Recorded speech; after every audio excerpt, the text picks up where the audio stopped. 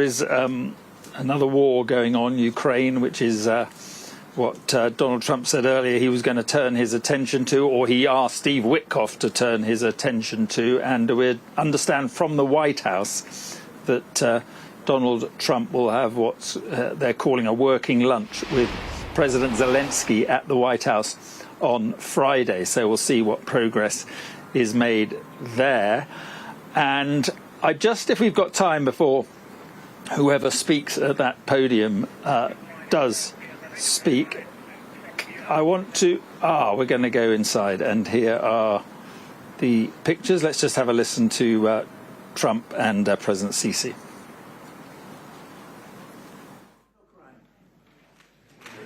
You put it out before it starts. Thank you. Thank you.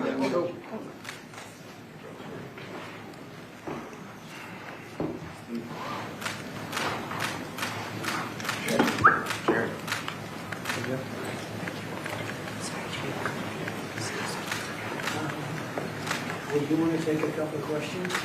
I don't get it. Do you want to have a couple of questions? Because we're having an amazing period of time, like I think nobody's seen before.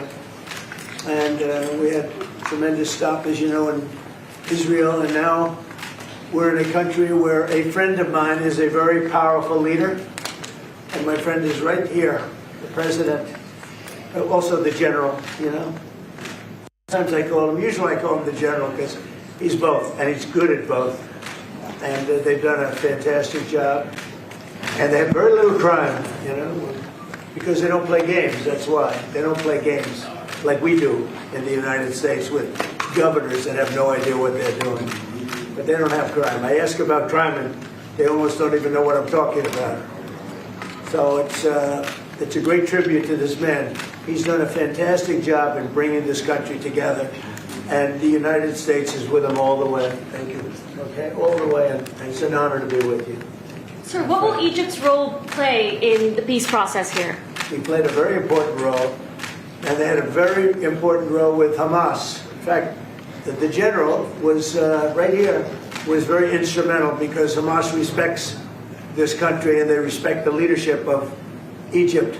So he played a very important role. I appreciate it very much. Thank you. Thank you. President Trump, in Israel just now, you were talking about a possible Iran peace deal. You said, we are ready when you are. Yeah. Is that the ultimate goal with today's signing, to get enough?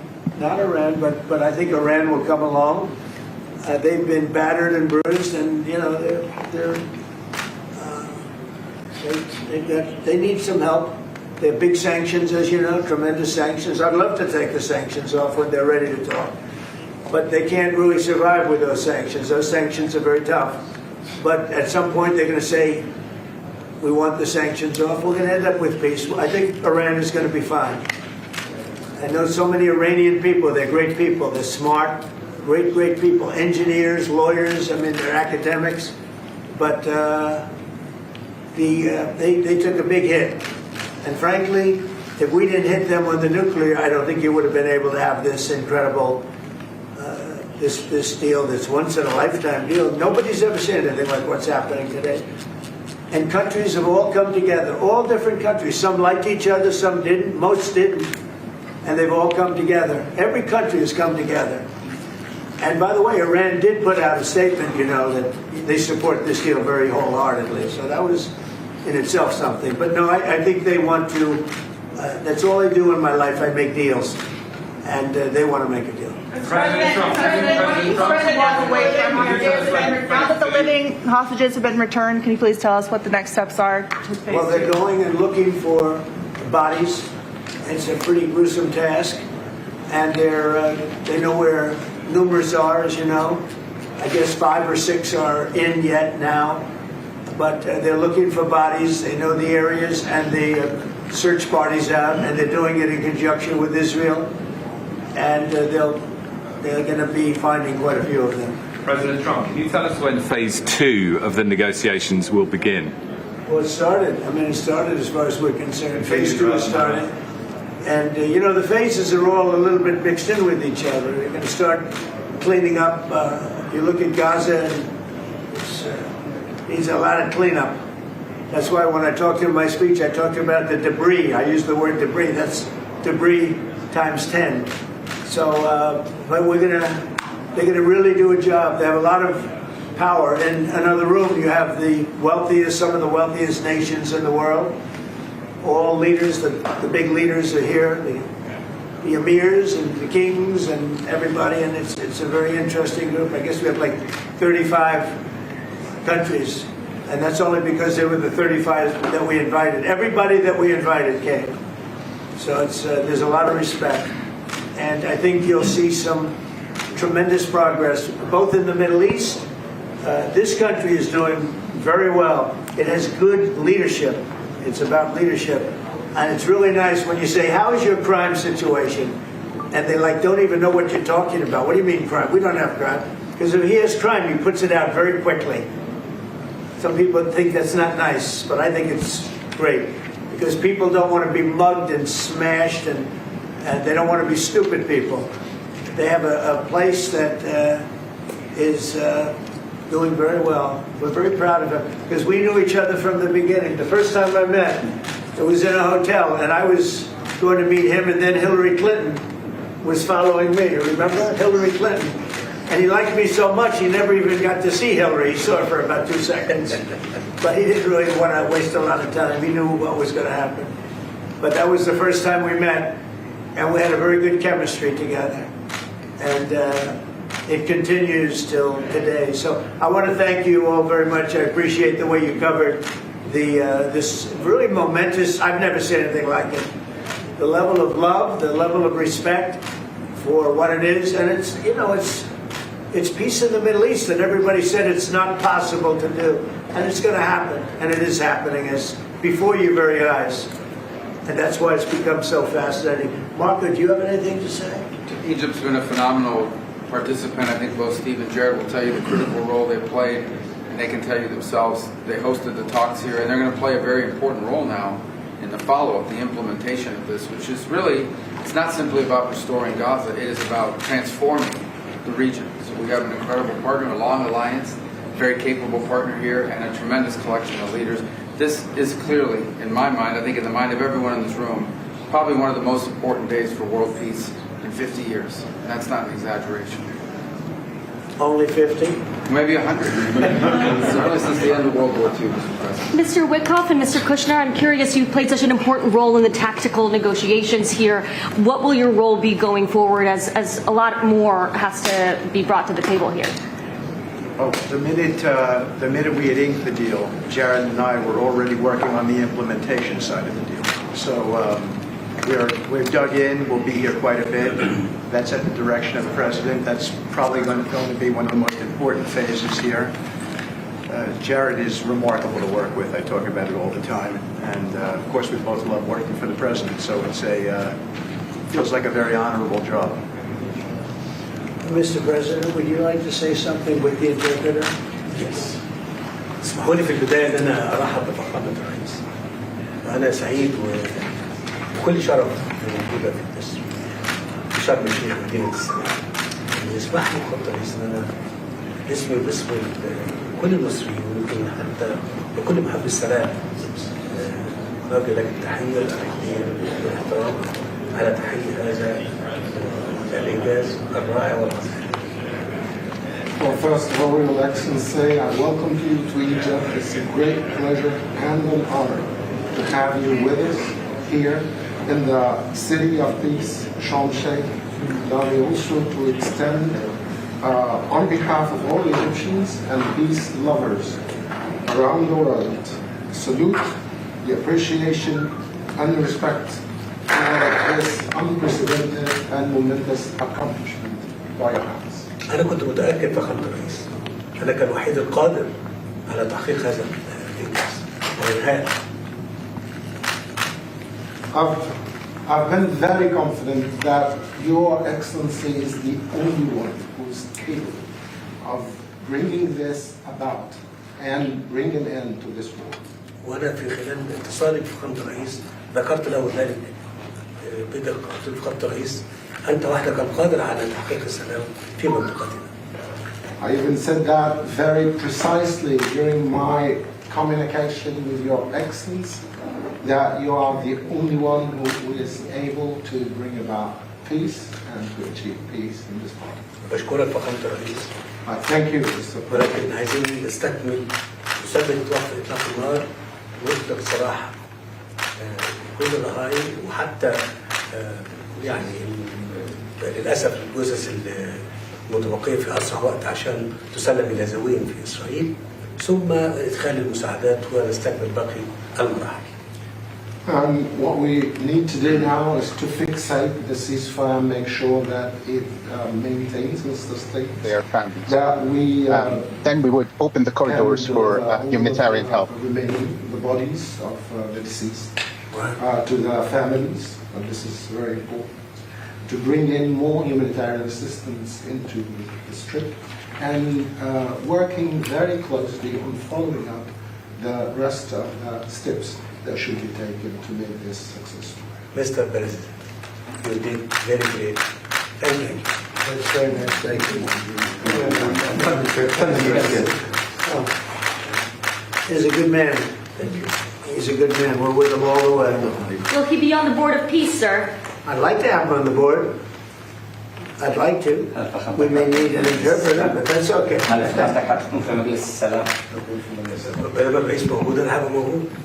long as the President, His Excellency, You can't do better. the Board of Peace, I'll be there. We've had many leaders want to be on the board, actually. The Board of Peace, it's taken on, Steve, I'd say a life of its own. Do you want to discuss that? What's happened?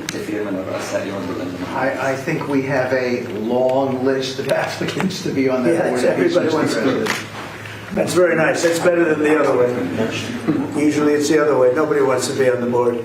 But it's really taken on. This whole thing has taken on a life that's very different. So it's been really a great honor. And you people have done a fantastic job, I want to tell you. We appreciate it very much. Thank you very much, everybody. All right, thank you,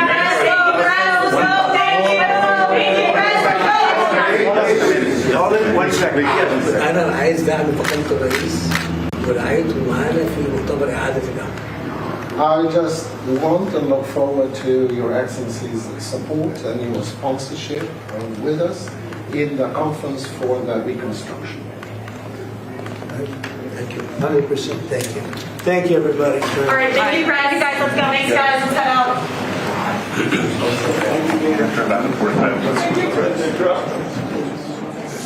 Well, there we are. Donald Trump speaking there with President Sisi of Egypt.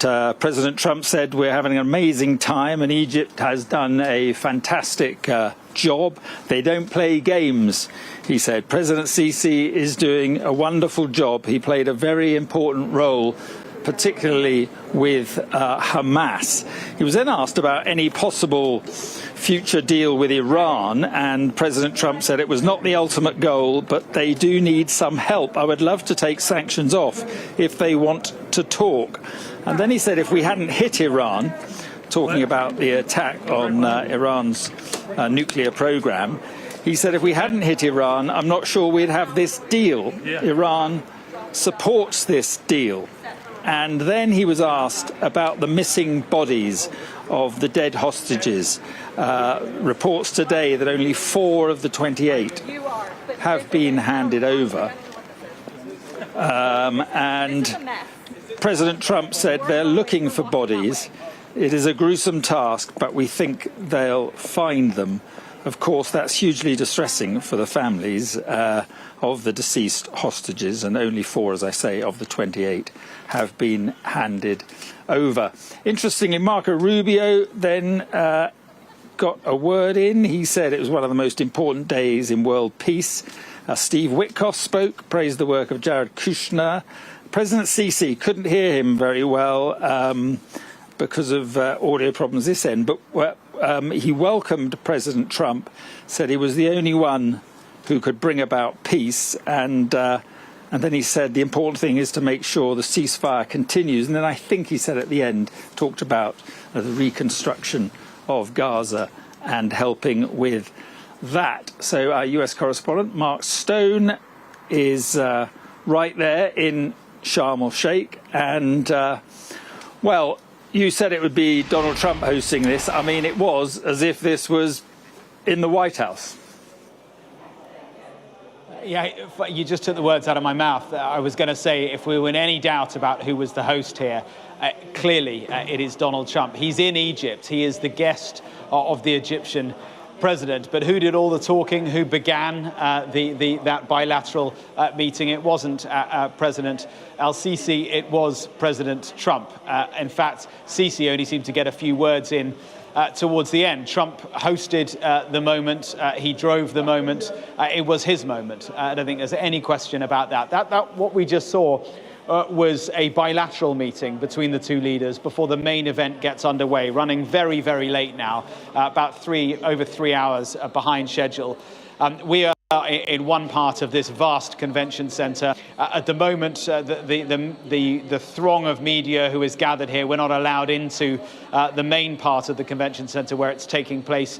Only the pooled media who travelled with President Trump, the people you saw asking those questions there, they are currently inside. Our own Beth Rigby is somewhere there as well because she travelled with Prime Minister Keir Starmer, so we hope to talk to her at some point later on. But Mark, you know what I thought was also very interesting about that, and I think kind of is a bit of a hint of why we are where we are, why Trump has managed to do what President Biden certainly couldn't do. Listen to how he spoke about General Sisi at the top of that bilateral meeting. He said, he's a guy I respect. He's a tough guy. He's the general as well as the president. Donald Trump doesn't worry about the human rights records of countries like Egypt or other Gulf Arab countries. He just gets on with it because he sees these countries as business opportunities, as economic opportunities, two ways. And so in a way that Biden wouldn't do, because he was concerned about values, American values, as he saw them, and that therefore had an impact on his relationships with countries like Egypt, and to a greater extent with countries like Saudi Arabia and other Gulf Arab nations. Trump doesn't worry about all that. He is all about transactions, not values. He's not an ideologue. He is a pragmatist in that sense. And I think that partly explains why we are where we are, because he's managed in a way that I guess no other previous American president has done, to get Gulf Arab countries, to get Turkey, to get Egypt on side with this plan. It's very often, and I heard Alistair Burt saying it before, that you know, a lot of the Arab world, they're accused with good reason of kind of ignoring the Palestinian issue as a bit of a problem that they just don't want to have to deal with.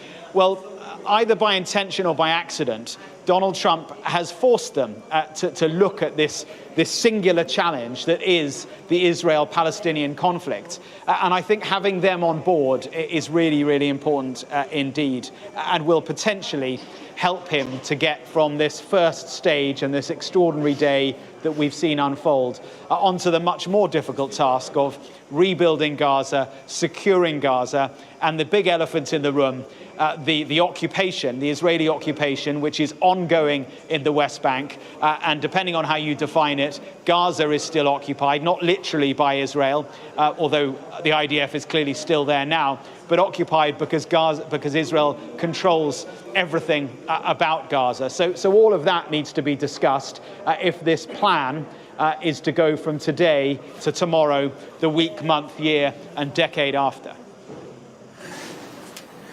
Yeah, Mark, just a very quick word on the news that we received just before Donald Trump spoke, and this meeting, working lunch with President Zelensky, we're told, on Friday, a working lunch with him. Well, there you go. He is, in true style, lurching the whole world from one issue to the other before you've caught your breath. Friday, that's less than 4 days away, and we will all be focused not on this, but on the other great geopolitical challenge that he says he will solve, that is the war in Ukraine. So stay tuned, whiplash throughout the week, I'm sure. OK, Mark, thank you very much indeed. Let's just bring in our security and defence analyst, Michael Clark. And Michael, President Trump obviously naturally would praise the Egyptians because he's in Egypt. But it was interesting what he said about Egypt and their help, particularly with Hamas.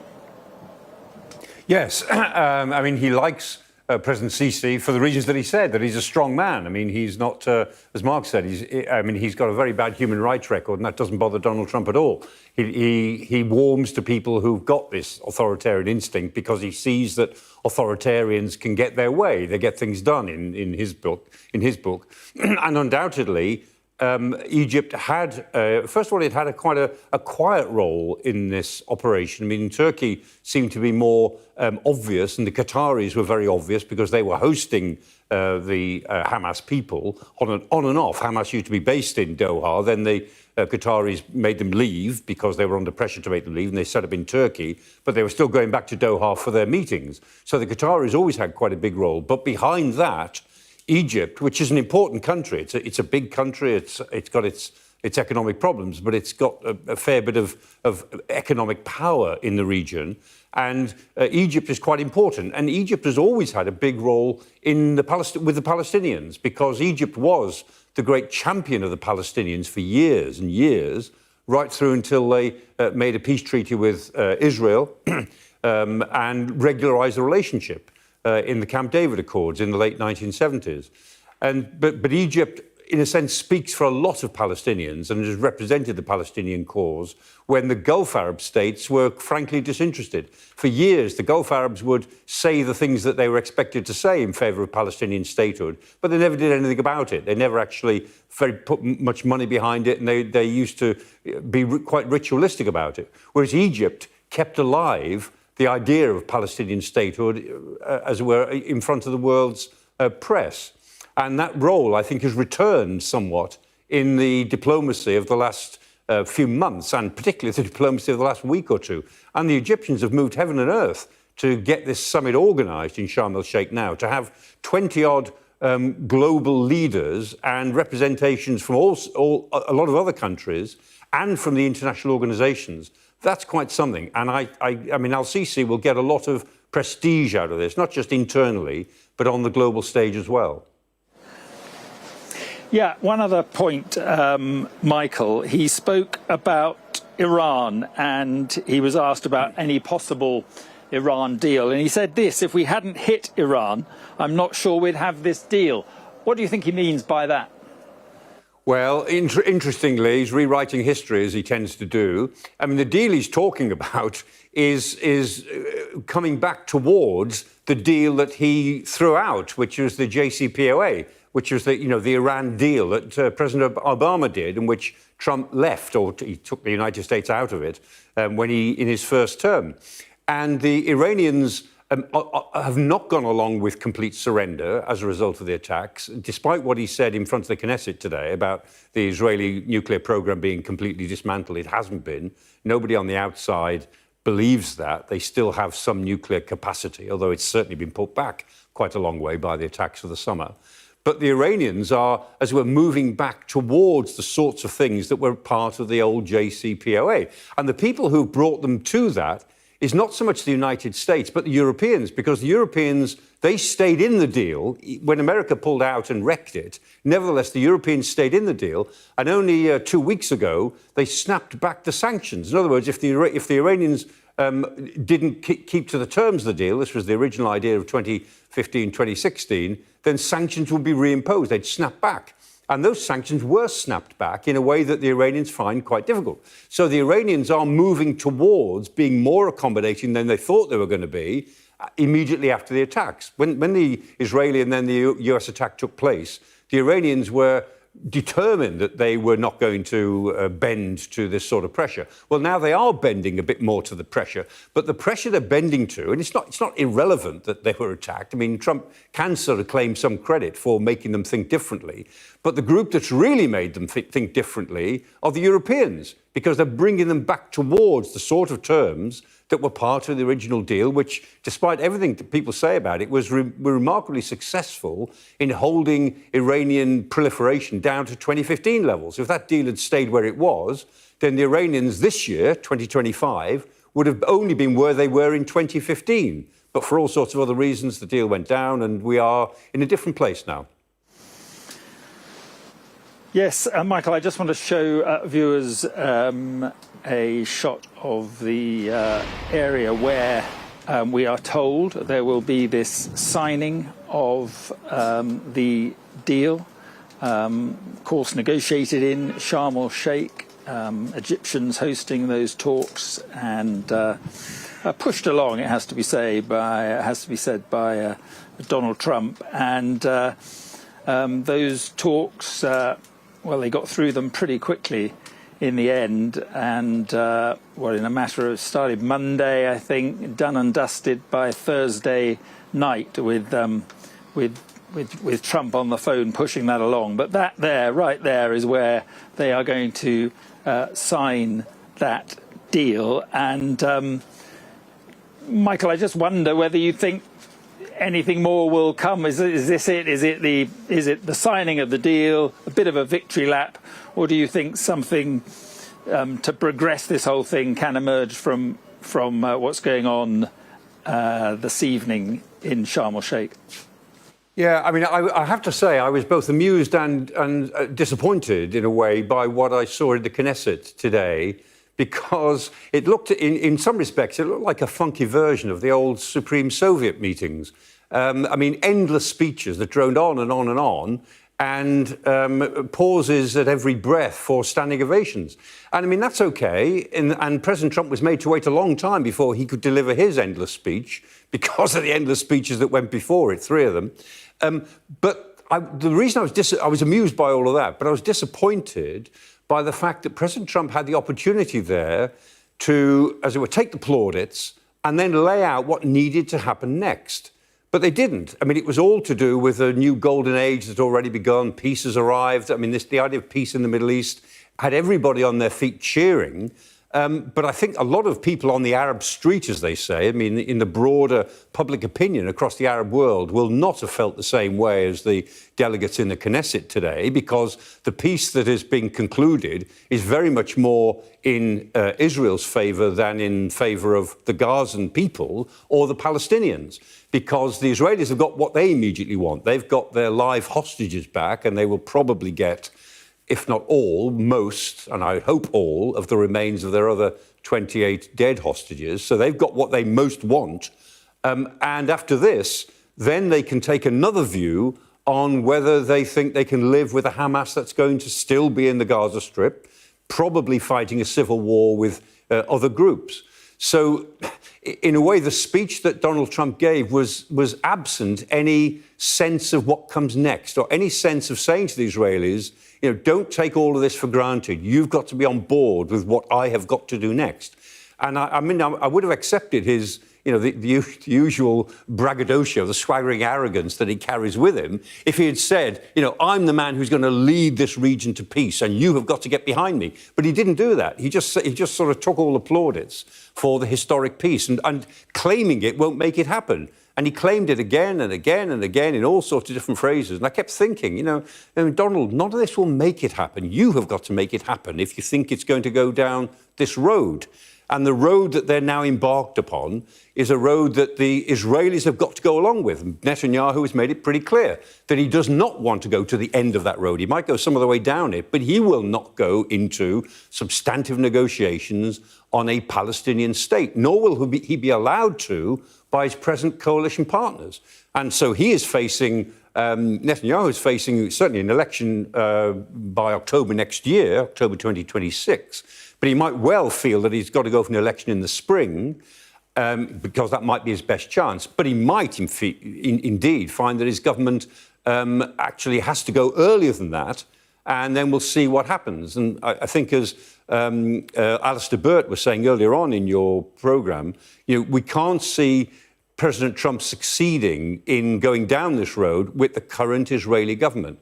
And so that's one of the big what-if questions as we think about what may happen next. Is Netanyahu really going to lead Israel behind President Trump in this historic reconfiguration of Middle Eastern politics? I doubt it. No, and well, there we are. Peace in the Middle East, it says. I mean, it is a bold claim, but then Donald Trump is nothing if not bold. So we will see in due course the signing there. Michael, I want to come back to it in a moment to talk about what Donald Trump has just been saying about Ukraine and the meeting he's going to have with Zelensky, slightly off issue, but I just want to talk about that. But first, I think we need to have a recap of what has been going on this historic day here in the Middle East. All 20 living Israeli hostages have been released by Hamas. In return, we've seen nearly 2,000 Palestinian prisoners also set free. This morning, the US president was given a rapturous reception as he addressed the Israeli parliament, the Knesset, declaring that the skies are calm, the guns are silent, and the sirens are still. Well, as we've seen, President Trump is now in the Egyptian Red Sea resort of Sharm el-Sheikh, where several world leaders have been gathering for an official signing ceremony for the Gaza peace deal, and, of course, to discuss what happens next for Gaza. In the last half an hour or so, Donald Trump has been meeting Egypt's President Sisi in Sharm el-Sheikh before that signing of the peace deal, and we're expecting that to happen shortly. It will be attended by all those other world leaders, including Sir Keir Starmer and Emmanuel Macron of France. Let's just remind you of what happened before President Trump flew to Egypt. Well, earlier in the day, all 20 of the remaining living Israeli hostages who had been held by Hamas in Gaza for more than 2 years were released and are back on home soil in Israel this evening. 7 hostages were handed over to the Red Cross earlier this morning, and then, soon after that, the remaining 13 hostages were also released. The IDF published pictures this morning of some of the hostages meeting the Israeli military following their release. They were among the first group of 7 hostages to be freed. 28-year-old twins, Gali and Ziv Berman, were both taken from Kfar Aza kibbutz along with their friend, the British-based Emily Damari, who was released earlier this year. Alon Erhel is a 24-year-old pianist. He too was taken from Nova Festival after fleeing to a shelter in Re'im with his friends. 25-year-old Eitan Moore was taken from the Nova Festival on October the 7th. He had helped rescue other people before being himself kidnapped, and this was the moment he was reunited with his parents.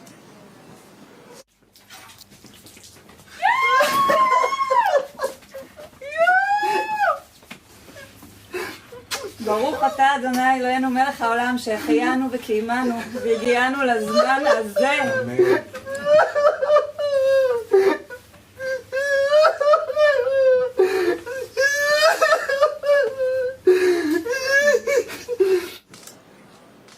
22-year-old Matan Angrest was kidnapped from Nahal Oz kibbutz while defending the outpost there. He was later reunited with his mother.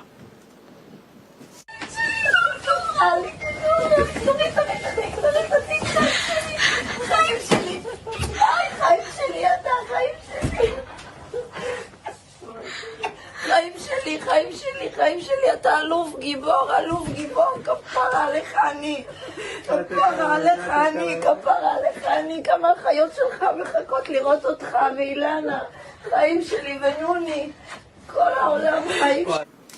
Hugely emotional scenes, and this was when 23-year-old Bar Cooperstein was reunited with his family. It was also the moment he learned that his father, who was paralysed after an accident, had learned to speak again during the 2 years Bar had been in captivity.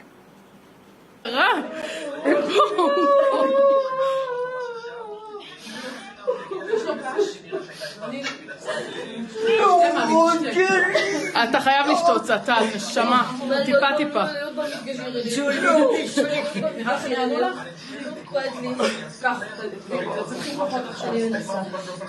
הוא ביקש לשלוח את זה לחדשות, לשלוח את זה? כן, יאללה.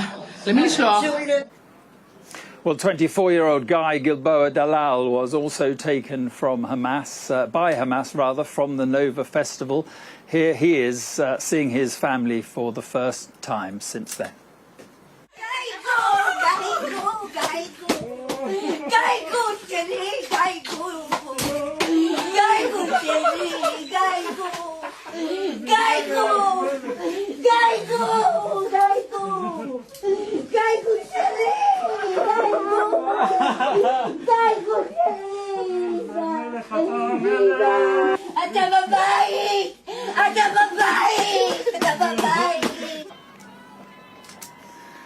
And some of the released Israeli hostages were seen waving from vans en route to various medical centres where they'll undergo initial health checks before being allowed home to their families.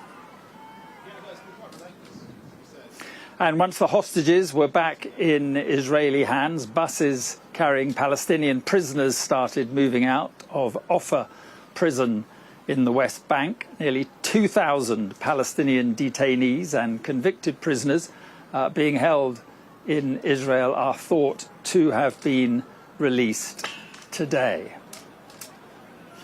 And this was the scene in Ramallah on the West Bank, where some of those 38 buses were met by cheering crowds. Other Palestinian prisoners were taken back to Gaza, where they were escorted through the streets by armed Hamas militants. So after arriving in Israel this morning, President Trump travelled to the Israeli parliament, the Knesset.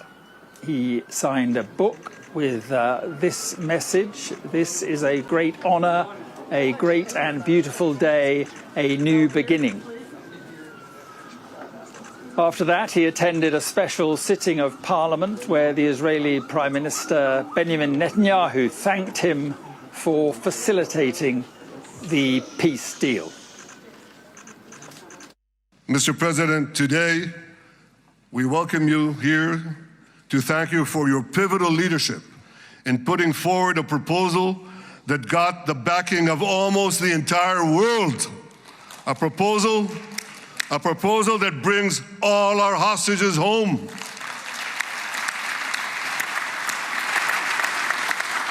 A proposal that ends the war by achieving all our objectives. A proposal that opens the door to an historic expansion of peace in our region and beyond our region. Mr. President, you are committed to this peace. I am committed to this peace. And together, Mr. President, we will achieve this peace. Well, after that, President Trump himself spoke for more than an hour, and this is part of what he had to say. After 2 harrowing years in darkness and captivity, 20 courageous hostages are returning to the glorious embrace of their families, and it is glorious. 28 more precious loved ones are coming home at last to rest in this sacred soil for all of time. And after so many years of unceasing war and endless danger, today the skies are calm, the guns are silent, the sirens are still, and the sun rises on a holy land that is finally at peace, a land and a region that will live, God willing, in peace for all eternity.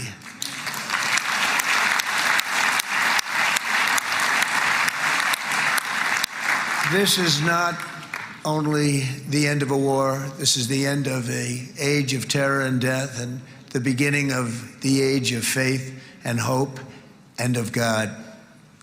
It's the start of a grand concord and lasting harmony for Israel and all the nations of what will soon be a truly magnificent region. I believe that so strongly. This is the historic dawn of a new Middle East. I want to express my gratitude to a man of exceptional courage and patriotism, whose partnership did so much to make this momentous day possible. You know who I'm talking about. There's only one, Prime Minister Benjamin Netanyahu. Bibi, please stand up. If you think we settled 8 wars in 8 months, I'm now including this one, by the way, if that's okay. They may say, well, that was quick, because yesterday I was saying 7, but now I can say 8. The hostages are back. The hostages are back. It is a good feeling. Isn't that nice to say? You know, I just said the hostage. First time I said the hostages are back. It feels so good to say it. But when you settle 8 wars in 8 months, that means you don't like war. Everyone thought I was going to be brutal. In fact, I remember Hillary Clinton during a debate, she said, look at him, he's going to go to war with everybody. And actually, she said, he's got a personality that's all about war. No, my personality actually is all about stopping wars, and it seems to work. It seems to work. But it also means this name change and our attitude that we're not going to go into a war, but if we do, we're going to win that war like nobody has ever won a war before. We will not be politically correct, but we're not going to be there. And I think, you know, as you mentioned, Bibi, before, peace through strength, and that's what it's all about. Well, Donald Trump's speech was interrupted briefly as two left-wing members of the Knesset, who were holding up signs saying genocide, heckled the US president and were then swiftly ejected. Everybody loves Steve, and they respect him, and they somehow can relate to him. I've known him for many years, and I've seen it over and over again. להוציא את חבר הכנסת עודה, להוציא אותו מהאולם, להוציא אותו מיד, החוצה, החוצה, החוצה. להוציא גם את חבר הכנסת כסיף, להוציא את חבר הכנסת כסיף מהאולם, להוציא אותו מיד.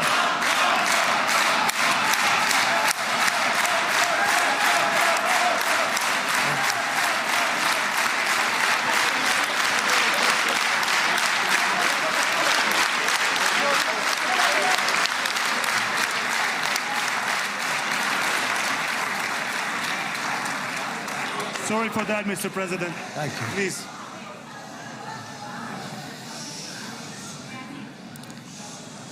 That was very efficient.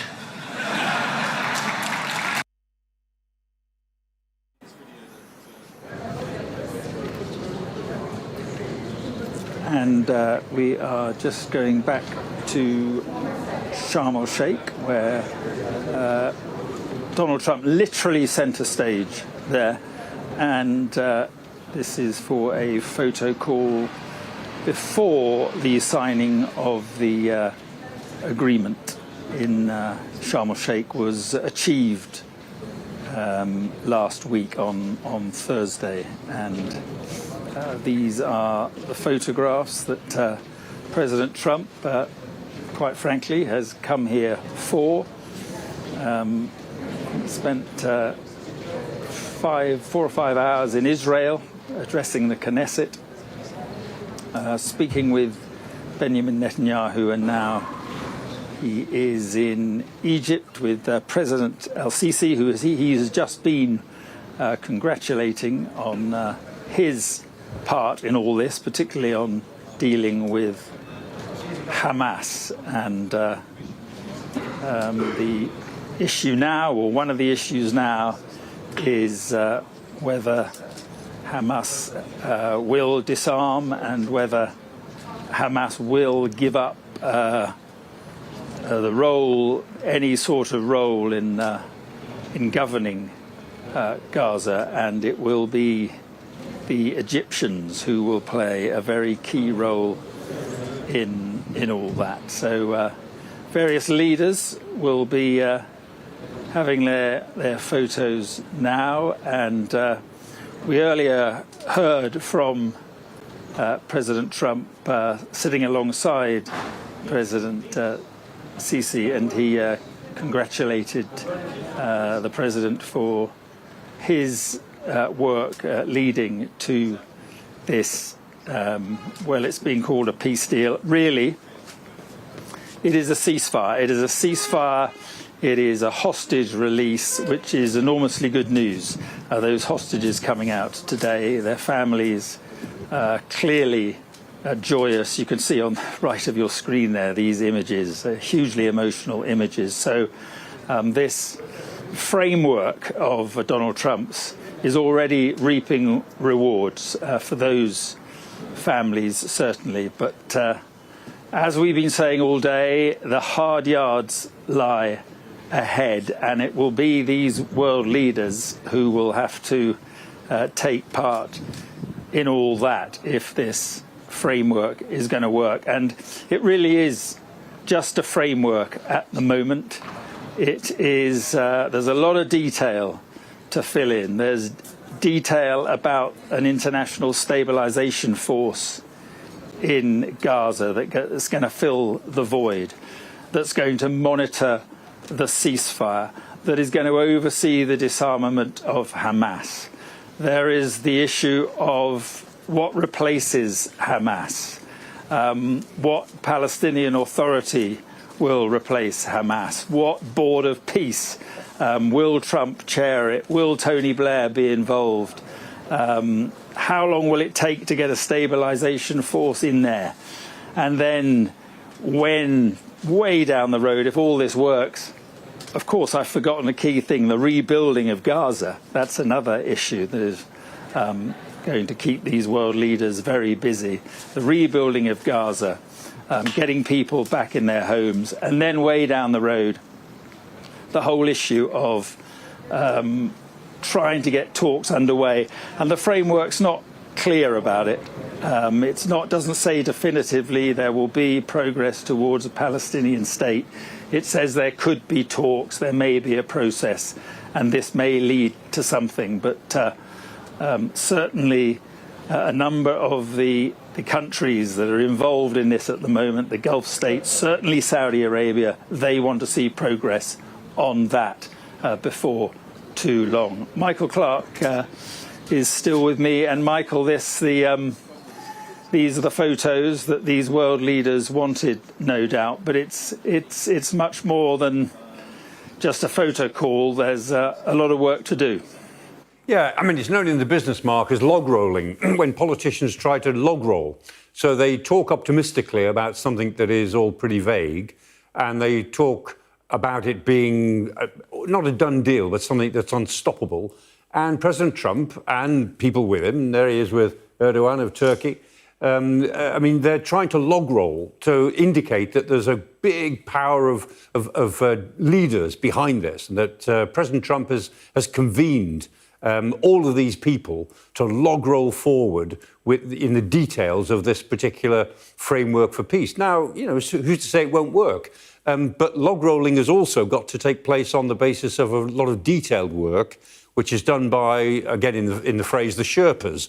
All of the officials who work, as it were, in the lower reaches of the mountaintops before the leaders come into the summits. But in this case, the leaders are at the summit, and all the Sherpas have still got to get up halfway up the mountain to start to do the real work, to lay in place all of the background things and the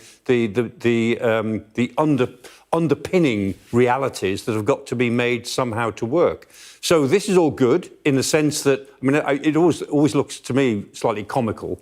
I understand Abdullah II, the first person up, King Abdullah II, I think he seemed to think it was the group photo, so he's looking for his mark, and somebody had to tell him, no, this is just the handshake, get off. And so they're coming up one by one. They've got the idea of it now.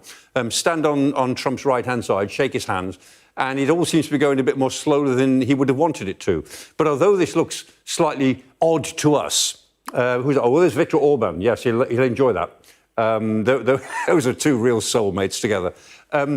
Although it looks slightly odd to us, this actually is important politically because it shows the power of the United States and this particular president to make people jump when he says you've got to jump.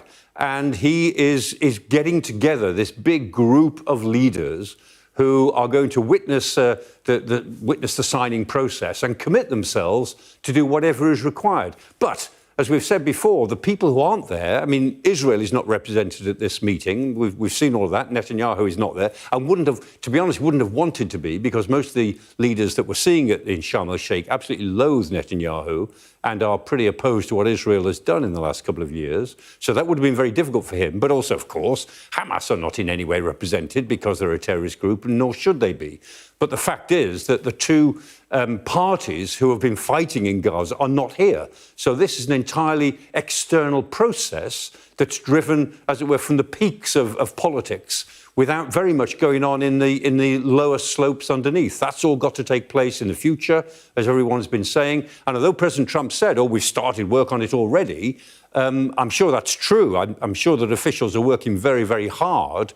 But actually, these things take months and months, not days and weeks.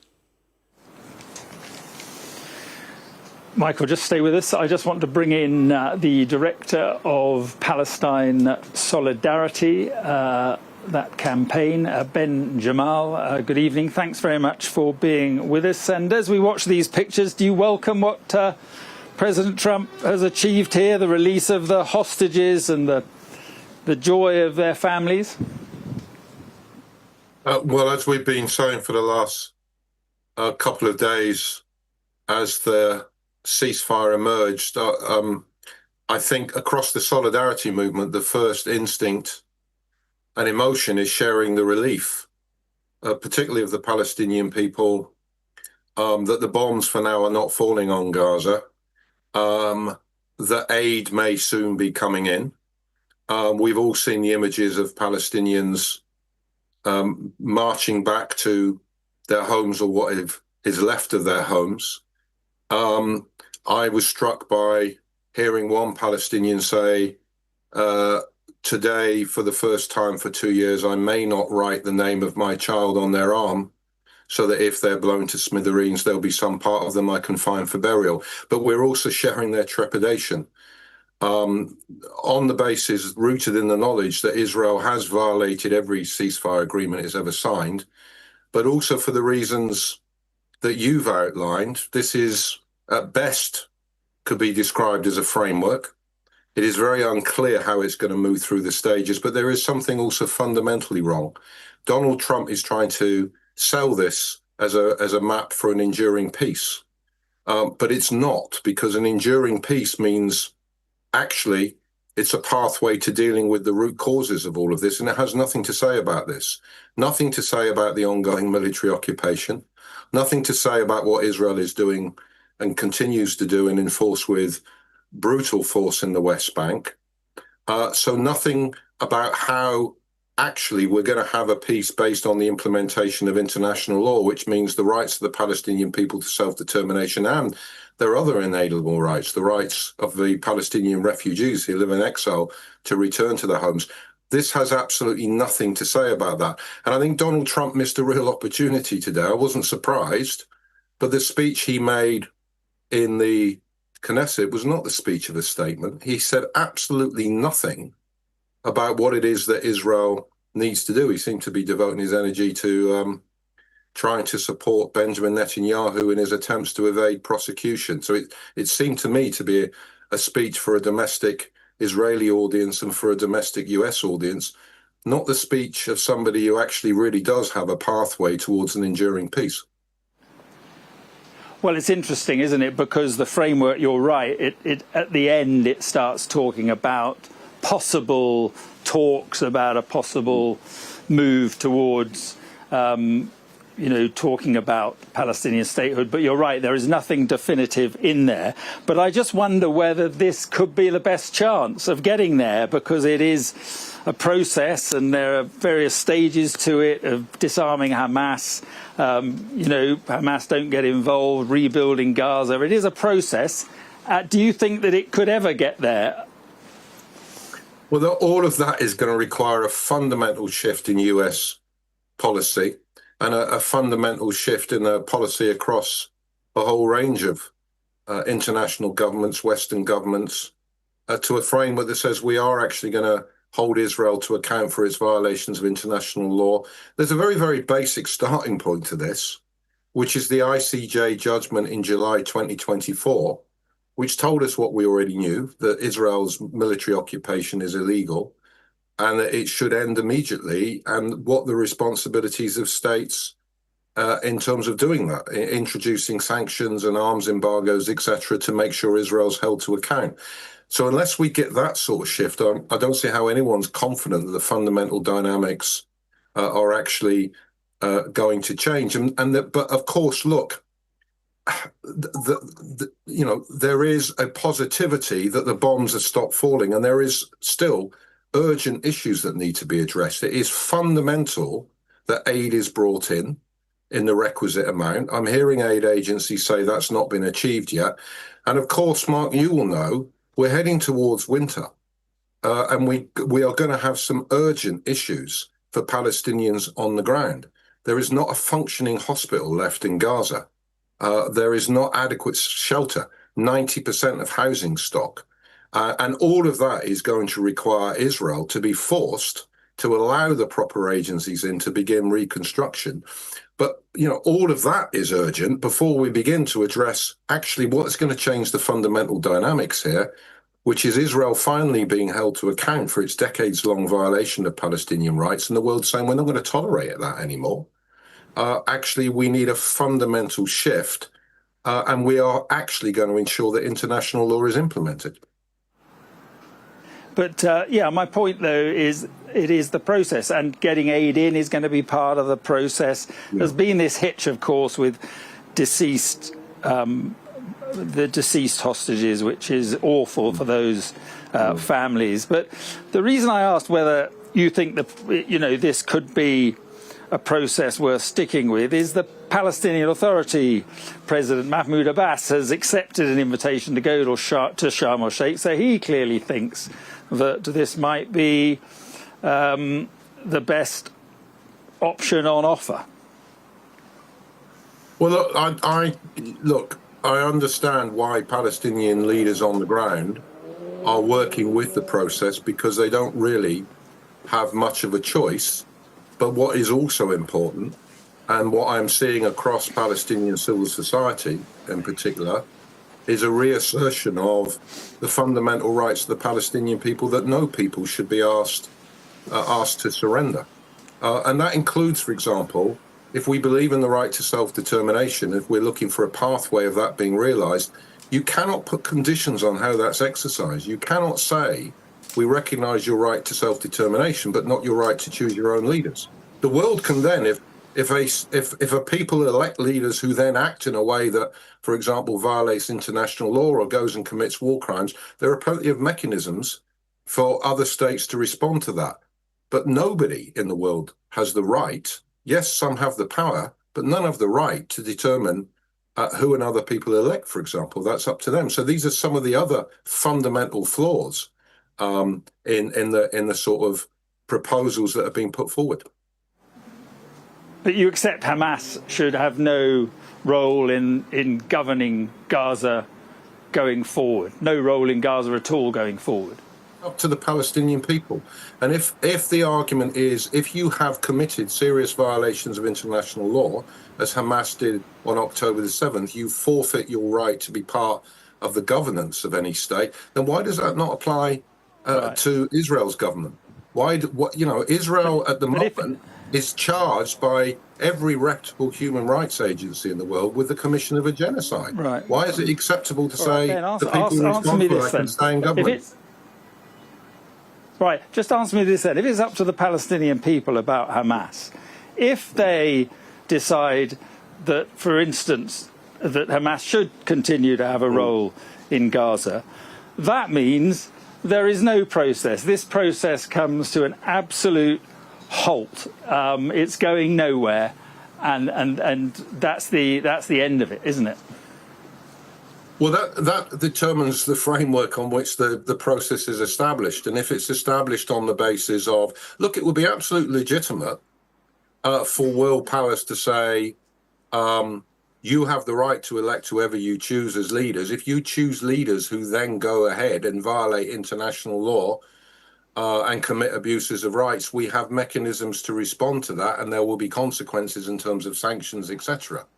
That ought to be. That's how international law. If you choose that's leaders, how international law is supposed to work, isn't it? But if you, yeah, but my point is, if you choose leaders that have committed an appalling terrorist attack, killing 1,200 people, my point is that this peace process, this framework, whatever you want to call it, ain't going nowhere. Well, that might be the dynamic of power, but do we want a world which effectively is exercised on the law of the jungle, who has the power to impose their will on others, or do we want one that's based on a framework of rights? So if the principle is if you have committed violations of international law, you forfeit your right to be in the governance of any state, why does that not apply universally? Why is it not a condition of any deal that all of those who have governed Israel for the past 2 years and overseen a genocide have no right ever to be chosen, and that's the deal that's put to the Israeli people? Now, it isn't, is it?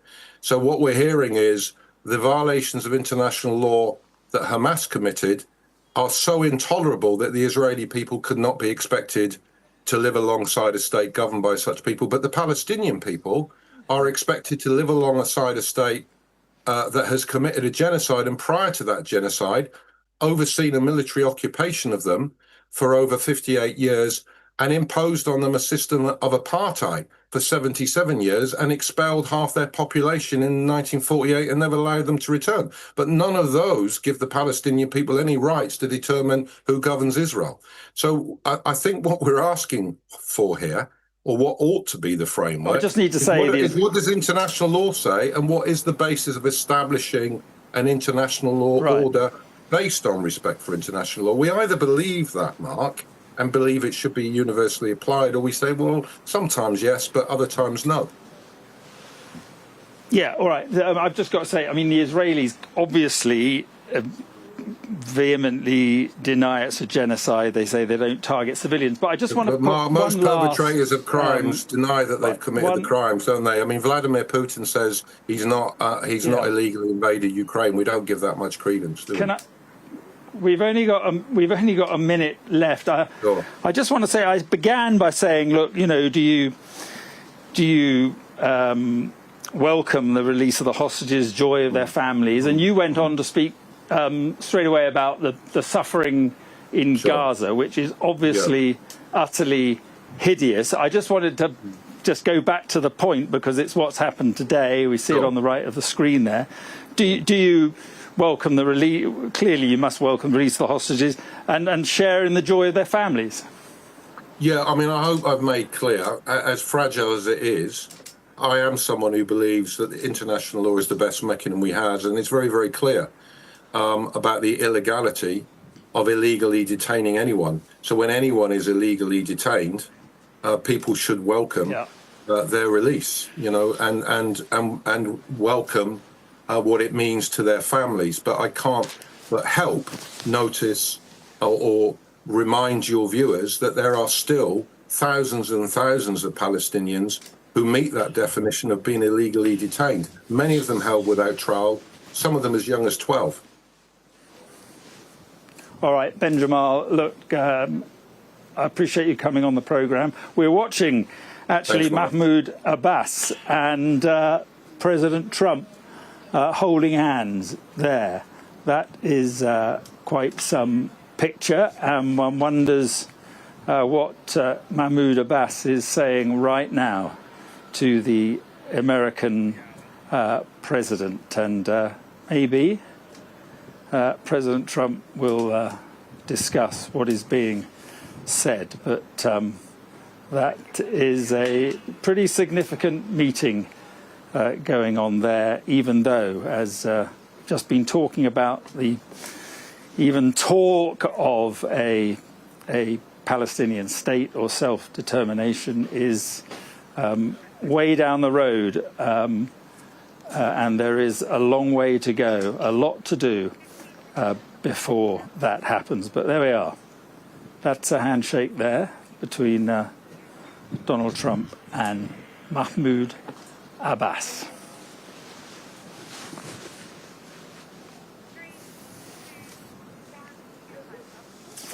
Right, it's 5 o'clock. I'm Mark Austin. This is the News Hour, live from Israel this evening on a day many in the Middle East thought would never come. All remaining living Israeli hostages who have spent over 2 years in captivity inside Gaza are now home as part of President Trump's ceasefire deal. And across the border, Palestinian prisoners released from Israeli detention have been reunited with their families, both in Israel and then in Egypt. President Trump has been heralded as the savior of the Middle East, but there are still many, many unanswered questions in Israel. There's anger over what it says is a failure to return all the bodies of hostages killed in captivity and in Gaza. For the people returning to homes which have been reduced to rubble, there's uncertainty, to say the least, over what comes next. This is the scene right now in Sharm el-Sheikh, where we are expecting remarks from Donald Trump shortly, and also an official signing ceremony. It looks as though they're gathering, they've had their individual photos with President Trump, and now it looks like they're gathering for what they call the family photo at these events, and that photo is to take place with the Peace 2025 there right in front of them. So quite a day for President Trump, as I say, arriving this morning in Israel, meeting Benjamin Netanyahu, speaking to the Knesset, and then heading off to Egypt and to meet President Sisi and to talk with all those world leaders there. Let's go straight to our US correspondent, Mark Stone. And Mark, we'll talk about this more broadly in a moment, but quite the moment there with President Trump and Mahmoud Abbas. Yeah, that was the photo so far for me, I think, from here in Sharm el-Sheikh. That was the moment. It was only yesterday afternoon that it was confirmed that Mahmoud Abbas, the Palestinian president, would be here. And he spoke, I think, just like having watched all of the leaders there shake hands with the American president. I think Mahmoud Abbas spent the longest with him. They clearly had a brief and important conversation. I'm trying to remember the last time that Mahmoud Abbas met Donald Trump. I actually don't know when they were last in the company of each other. So that was a really, really important moment there. Of course, Mahmoud Abbas representing the Palestinian Authority, which is distinct from Hamas. He is a member of the Fatah secular political party. He's based in Ramallah in the West Bank. But he, for so many decades, he's in his late 80s now, maybe even in his 90s, has been a man who has been driving forward, so he would hope, the prospect of a two-state solution, of a Palestinian state. And so I wonder whether that was part of what he would have said to Donald Trump in his ear. And what was also interesting, looking at the body language, is that Donald Trump clearly wanted that photo to happen. At one point, Mahmoud Abbas looked like he was ready to move on, and Donald Trump held him there and shook his hand and held him close, which I thought was a very interesting moment indeed. And now we can see that the family photo, as it's known, with the Egyptian host, President Sisi, on Donald Trump's right there. So really a very, very important moment here for all these leaders. This is the beginning of the next step of what will be a very, very difficult process. What an extraordinary day it's been, Mark. Yes, and one wonders now, Mark, how President Trump manages to take Benjamin Netanyahu along with him on this process, because that's going to be the key, how much influence President Trump can continue to exert over Benjamin Netanyahu. That is the huge question, because there will be a force within Israel on the right of Netanyahu's party who is going to push him to carry on with this war. But it certainly felt from everything I've heard today that everyone seems right now at least to want to draw a line under the war. That doesn't mean that everyone is aligned on what happens next. Absolutely not. And that's why the difficult work begins now, because Netanyahu and many in Israel believe that the prospect of two states, of a Palestinian state and a Jewish state living alongside each other, are just never going to happen. And yet most, if not all, of the leaders here in Sharm el-Sheikh today, alongside Donald Trump, believe it is the only solution, it is the only path forward. So somehow, this consequential president, he certainly proved himself to be that today. Donald J. Trump has got to bridge all of that and bring that together. And I guess the really key question is, will he stay the course or will he move on? Will he lose interest? My sense, and I may well be proved very wrong, Mark, but my sense is that he will attempt to stay the course on this one, because he's attached himself so fundamentally, so publicly to the drive to forge a peace in the Middle East. And that peace will only come if he stays the course, if he continues with this remarkable type of diplomacy that has brought us to this day, and he continues with that through the next difficult paths ahead. In the short term, and I say short, but we're still talking very long term in the grand scheme of things, the short term we're talking about rebuilding Gaza, governance for Gaza, peacekeeping forces for Gaza. That is all the next phase, and then the phase after that is how you solve the elephant in the room, which is the occupation, which is Israel's unwillingness to allow for a Palestinian state, how you have two states where everyone is equal, living either as one state living alongside each other, Palestinian, Arab, Jew, Muslim, Christian, all living together under one state that is not a Jewish state, or you have two states sharing a capital that is Jerusalem, and that they are able to live peacefully alongside each other, neither one being a threat on the other. That is the big challenge, and it's been a challenge since the creation of the State of Israel. Good luck to Donald Trump with that one. OK, Mark, thank you very much indeed for now. Well, our international affairs editor, Dominic Waghorn, has been looking back at what has been a significant day on the road to peace. After 2 years and an agonising final few hours, signs of movement.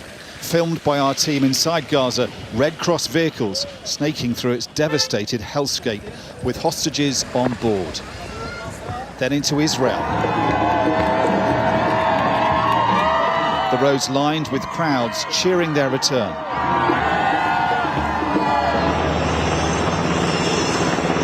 The 20 hostages, all of them men, were then flown from southern Israel by helicopter. Their ordeal has traumatized an entire nation. Their release freeing Israelis from that torment. After waiting for so long, the agony is over. For those who were kidnapped and their families who feared this moment would never come. Guy Gilboa Dalal taken from the Nova Music Festival that terrible day. "I am crazy about you," says his mother. "I love you so much."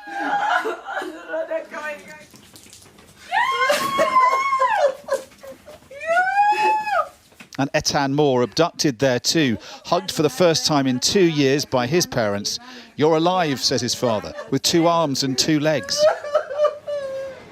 The day has felt like several compressed into one, because as the hostages were being freed, the man responsible for their release was coming into land. Other presidents might have waited to see how their diplomacy would work out.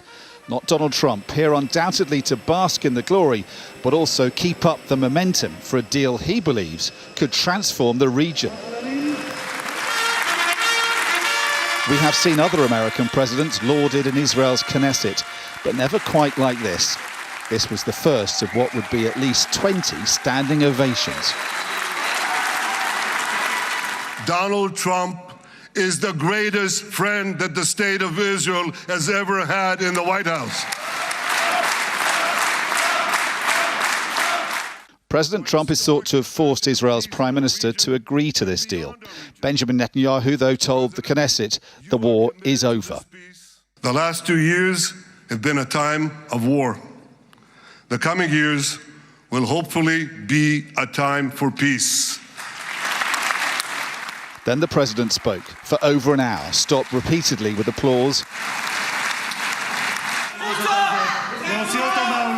and once by protest from Israeli Arab and far-left politicians.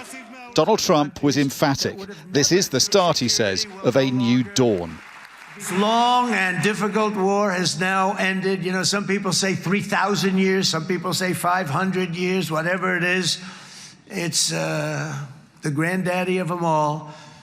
And in an unprecedented achievement, virtually the entire region has endorsed the plan that Gaza will be immediately demilitarized, that Hamas will be disarmed, and Israel's security will no longer be threatened in any way, shape, or form. On the West Bank, they were welcoming home their captives, more than 250 long-term prisoners released from Israel's jails. Another 1,700 detained in Gaza during the war allowed home too. There are no state-of-the-art hospitals there to receive them, and their homes have been destroyed. The full scale of Gaza's destruction is becoming clearer, as much as the urgent need for aid to flood in to help them. It has been an extraordinary day, like few others in the Middle East, of enormous emotion and high drama.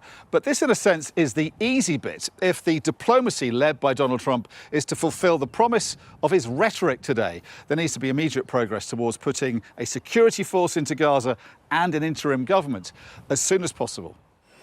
Only the first phase of Trump's deal has been implemented, a 3-day ceasefire and exchange of captives. And yet the US president is already hailing a new era of peace in the Middle East. As he meets allies in Egypt, he must now start the work of making that come true. Dominic Waghorn, Sky News, Jerusalem. Our security and defence analyst Michael Clark joins me now. And Michael, history suggests that this is not going to be easy, this push for a broader Middle East peace. How significant, though, do you think today could be? Oh, this is pretty significant, Mark, because it gets things moving in a very public way. And so Donald Trump has committed himself personally, as Mark Stone was saying, to this process. So he hasn't just helped create it, he's backing it, to the hilt. Now, Donald Trump is able to turn on a dime and say in a few months' time that he didn't say what he said today. But as Mark Stone said, he may well commit himself to this because he has to.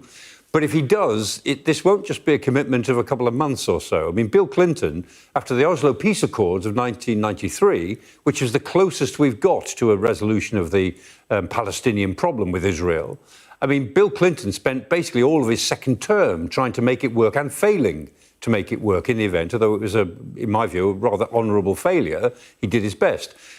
So if President Trump sticks to this, it will take up a lot of his time, not just a chunk of his time. It'll be his main preoccupation.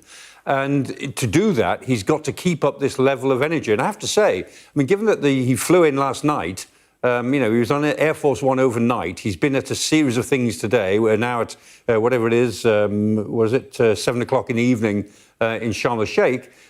He's doing pretty well. For a man of his age, the adrenaline is pumping and he's keeping himself going. All of that is pretty impressive. But believe me, he'll have to do the really hard yards with his with all of his staff. And he has, I mean, in Jared Kushner, he has somebody who is a fixer. He's also a very rich fixer as a result of it. But he has a fixer in the region who was the architect of the Abraham Accords in his first term and has a big personal interest in trying to build on the Abraham Accords in order to create something else. So we'll see. It's a possibility, but I mean, as Dominic was saying just now, I mean, the problems that they face in getting past the first 3 or 4 points on this 20-point peace plan are considerable.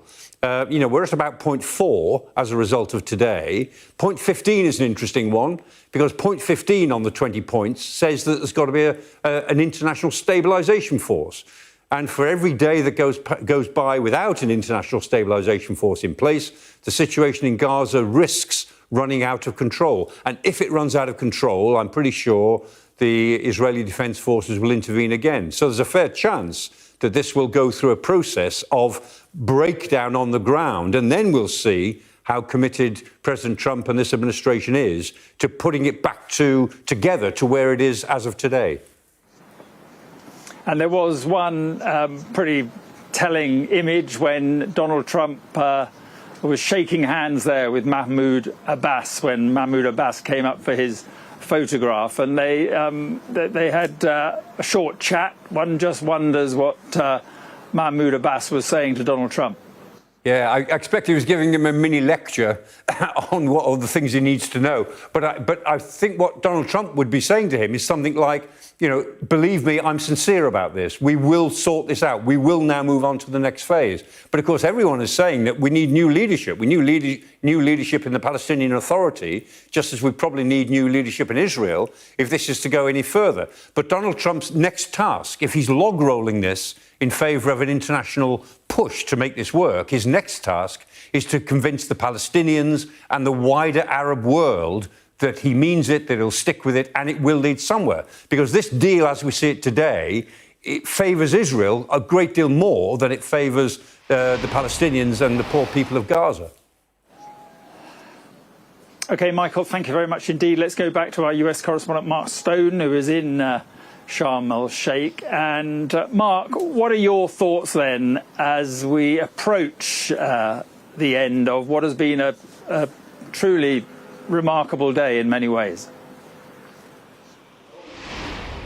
Well, just picking up on Michael's point there and looking again at the pictures of Mahmoud Abbas, it was, I think, incredibly symbolic that it was the leader of one of those countries which recognised the Palestinian state and was, in fact, driving that initiative alongside Saudi Arabia. It was Emmanuel Macron, the French president, who brought Mahmoud Abbas up those 2 steps to the stage and kind of thrust him into the orbit of the American president. It was almost as if he was saying, there you go, you two get together, this is how we solve this. It was a symbolic moment, I think, to see Emmanuel Macron doing that.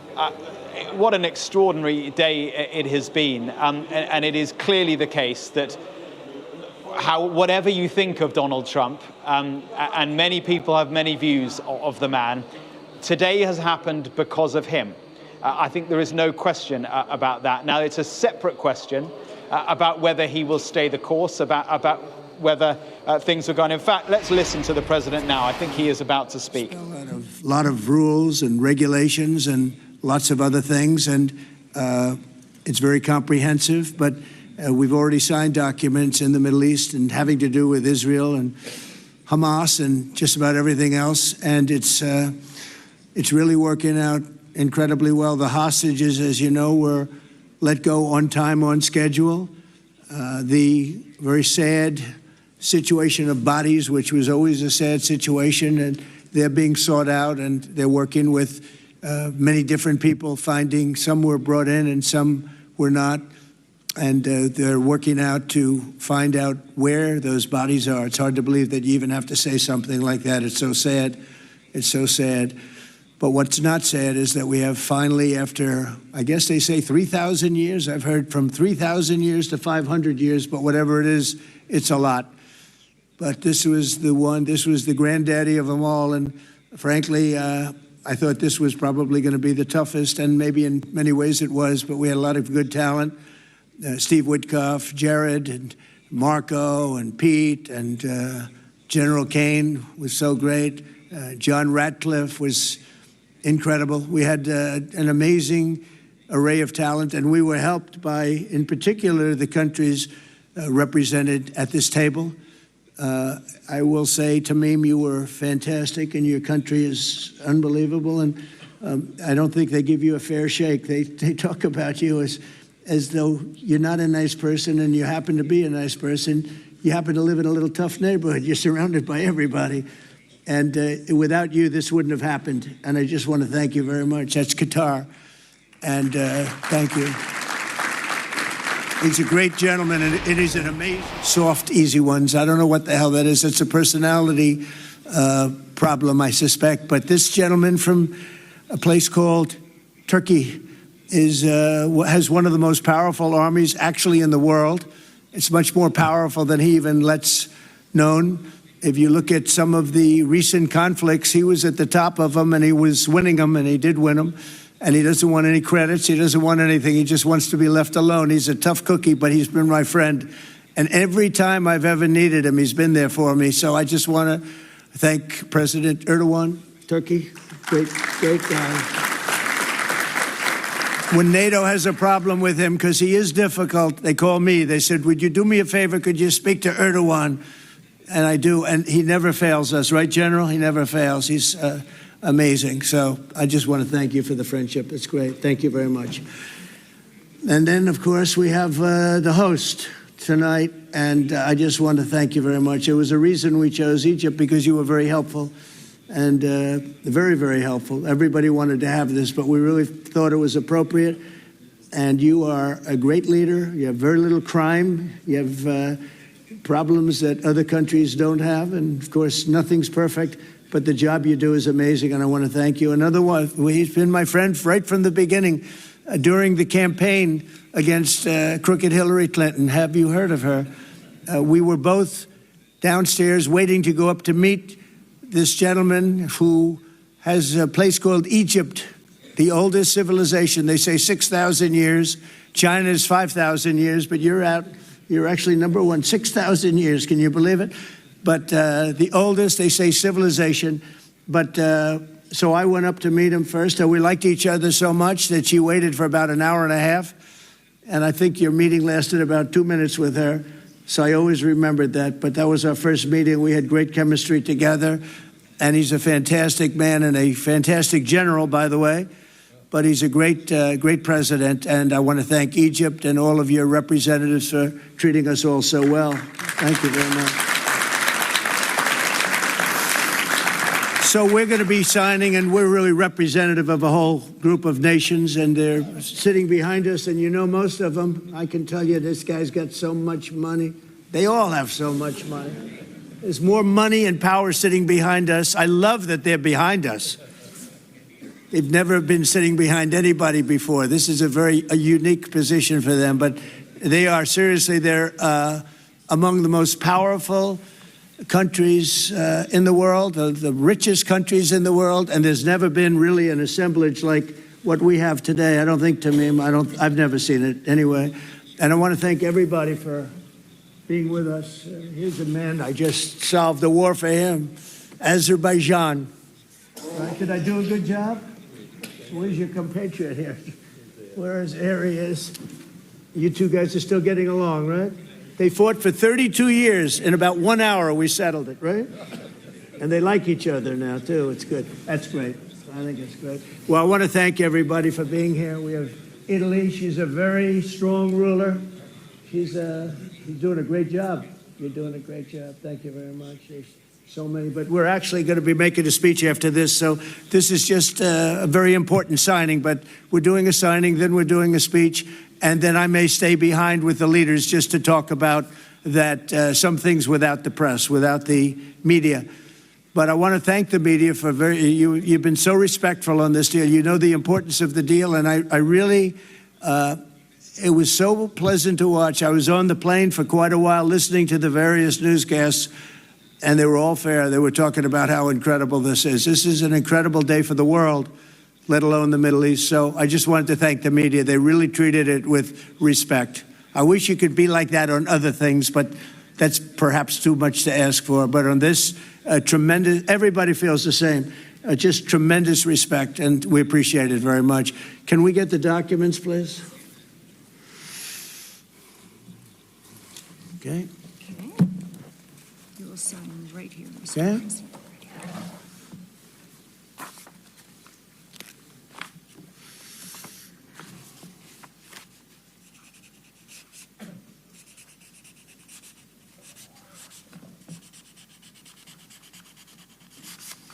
Okay.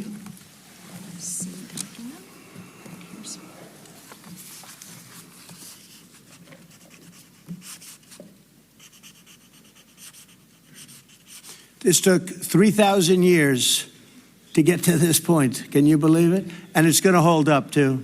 It's going to hold up. Okay, thank you. You can use my pen if you want. Have a pen? Want to use mine? Okay. Okay.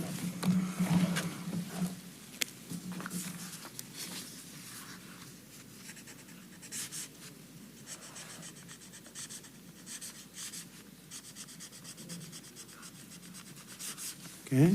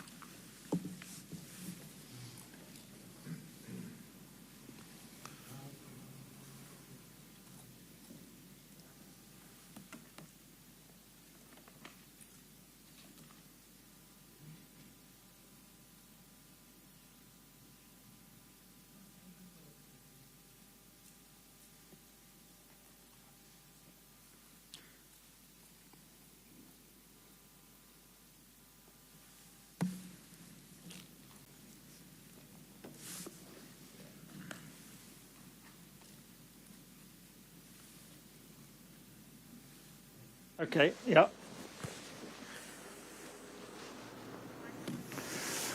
So the signing underway in Sharm el-Sheikh, President Trump signing first, also signing it the Egyptian president and the Turkish leader Erdogan, and a significant moment. And given the amount of detail that needs to be filled in to this framework, Donald Trump is there really signing up to quite a lot of work if he is going to see this through.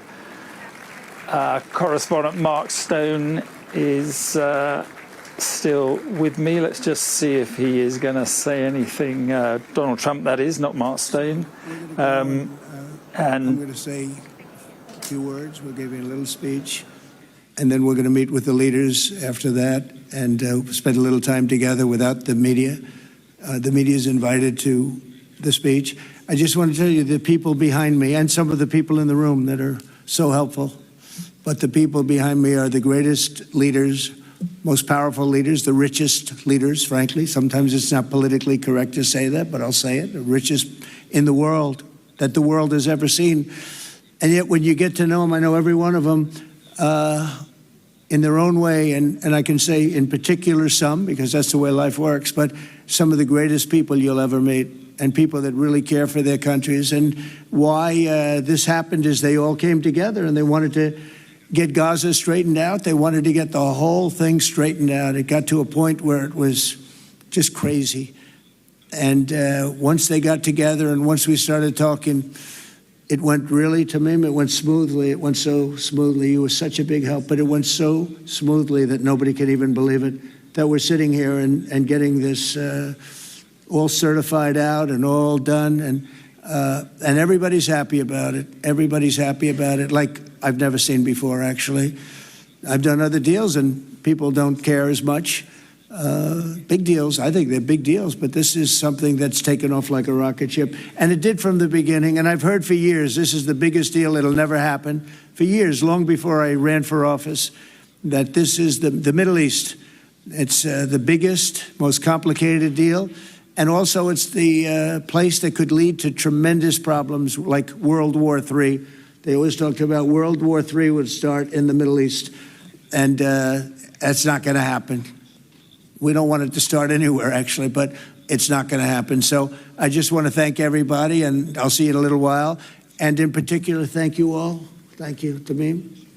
Mr. General, thank you very much. Thank you very much. Great job. Great job. Thank you very much, everybody. Thank you. Okay.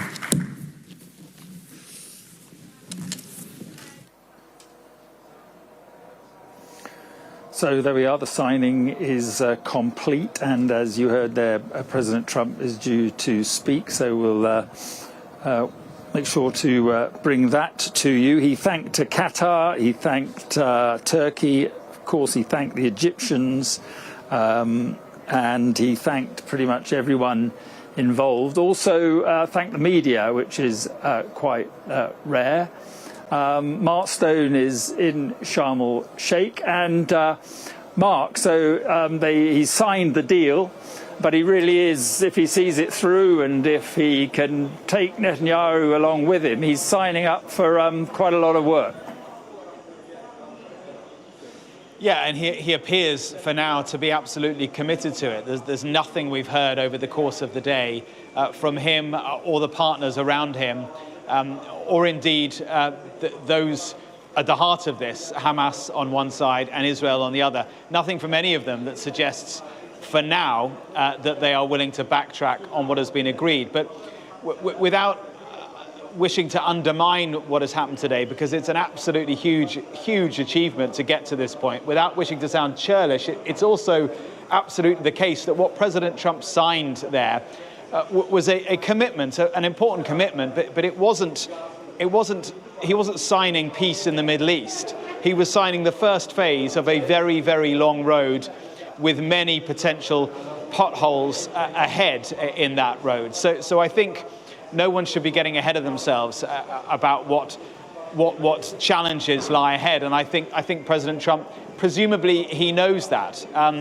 But he does, for now, appear to be absolutely committed. The other people that were on that desk flanking him were the parties who were the parties who brought this moment, made this moment happen. They were the people who were carrying out the negotiations here in Sharm el-Sheikh, but earlier in Qatar as well. So it was Turkey, it was Qatar, it was Egypt, and it was the United States, all of them together signing this document. And then behind the president and behind those principles were the other countries of the world who were invited and who attended because they wished to give their backing to what Donald Trump has done today, but also to attempt to be able to play their part in molding the hard stages that come next. Mark, thank you very much indeed, and clearly we'll be back as President Trump makes his speech there. But I'm joined now by the former Israeli Foreign Minister, Danny Ayalon. Good evening. Thank you very much for being with us. And let's start where this day started, and that is with the release of the hostages, the living hostages, a hugely emotional day for them and their families. Yes, there is no, I think there's no superlative that can really describe the emotions, not only of the hostages themselves, naturally, and the families, but the entire nation. And it was very well described here by someone who said that the entire nation hearts beat as one. And many people just compare this almost to the day of independence back in 1948. This was like a rebirth of our nation, because not only it was the grief in terms of the anguish of the hostages and their families, it was also a value that Israelis and Jews consider very high, which is bringing back anyone in captivity and the saying that saving one's life is like saving the entire world. So everything here came together, and also this country, like many democracies, is rift with arguments and with internal debate and dissents, but this can start a process of national healing. And to top it all is this conference that you're showing to your viewers now, which really bodes well for the future. Yes, I just wonder, since you mentioned that, do you think Benjamin Netanyahu should have accepted President Trump's invitation to that summit? Because Mahmoud Abbas is there. We just saw the photographs with President Trump and Mahmoud Abbas. Does it not show that Benjamin Netanyahu is not serious about peace by not going?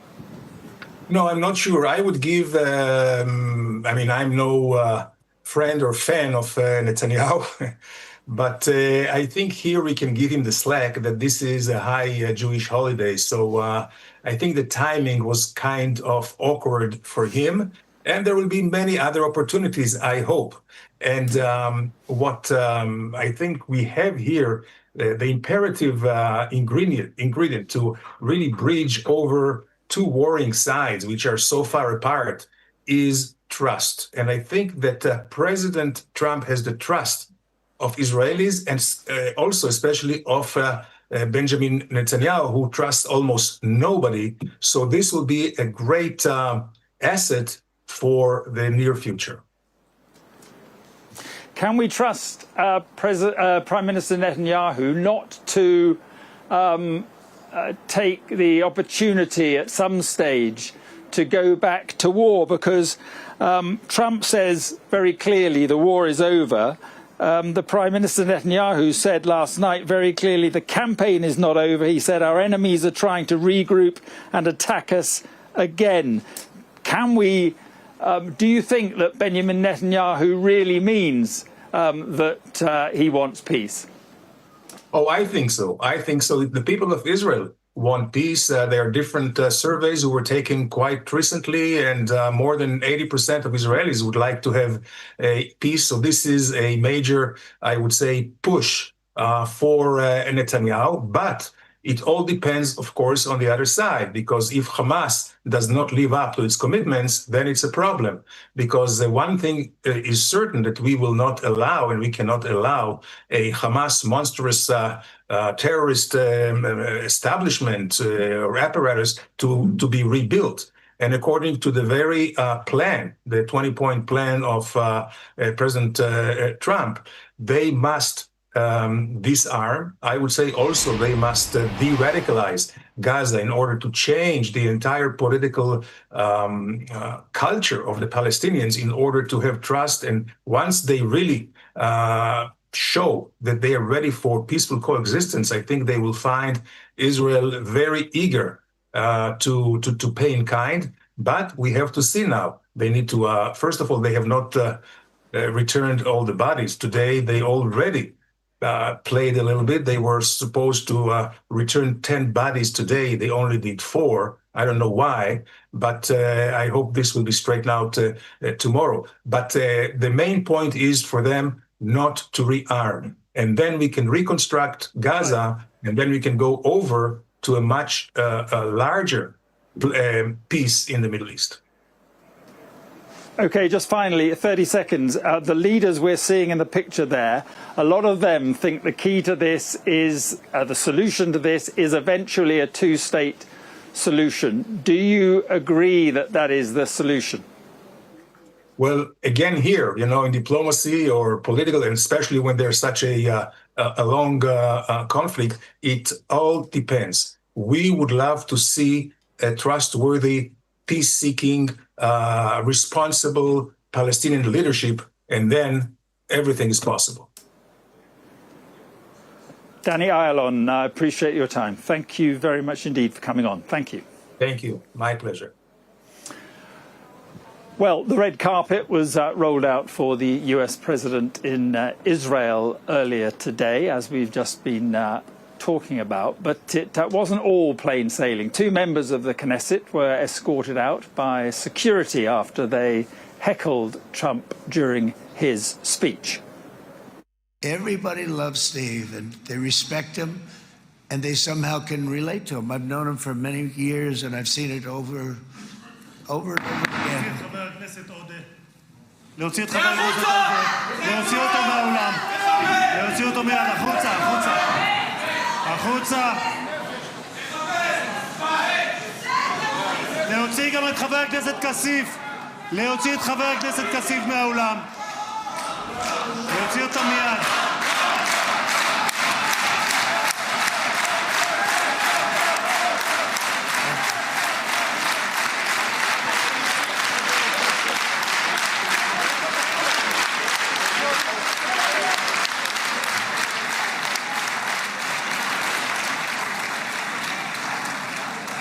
Sorry for that, Mr. President. Thank you. Please.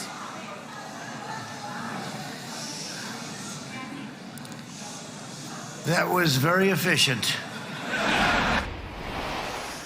Well, one of the people you saw being escorted out of the Knesset there was Ofer Kasif, and he joins me now. Good evening. Just first of all, why did you feel that this was the opportunity to make a protest?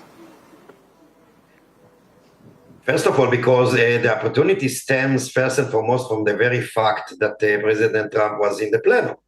It doesn't happen too often, luckily, so we had to use it. But we had to use it not in order to interfere, but in order to make a political point.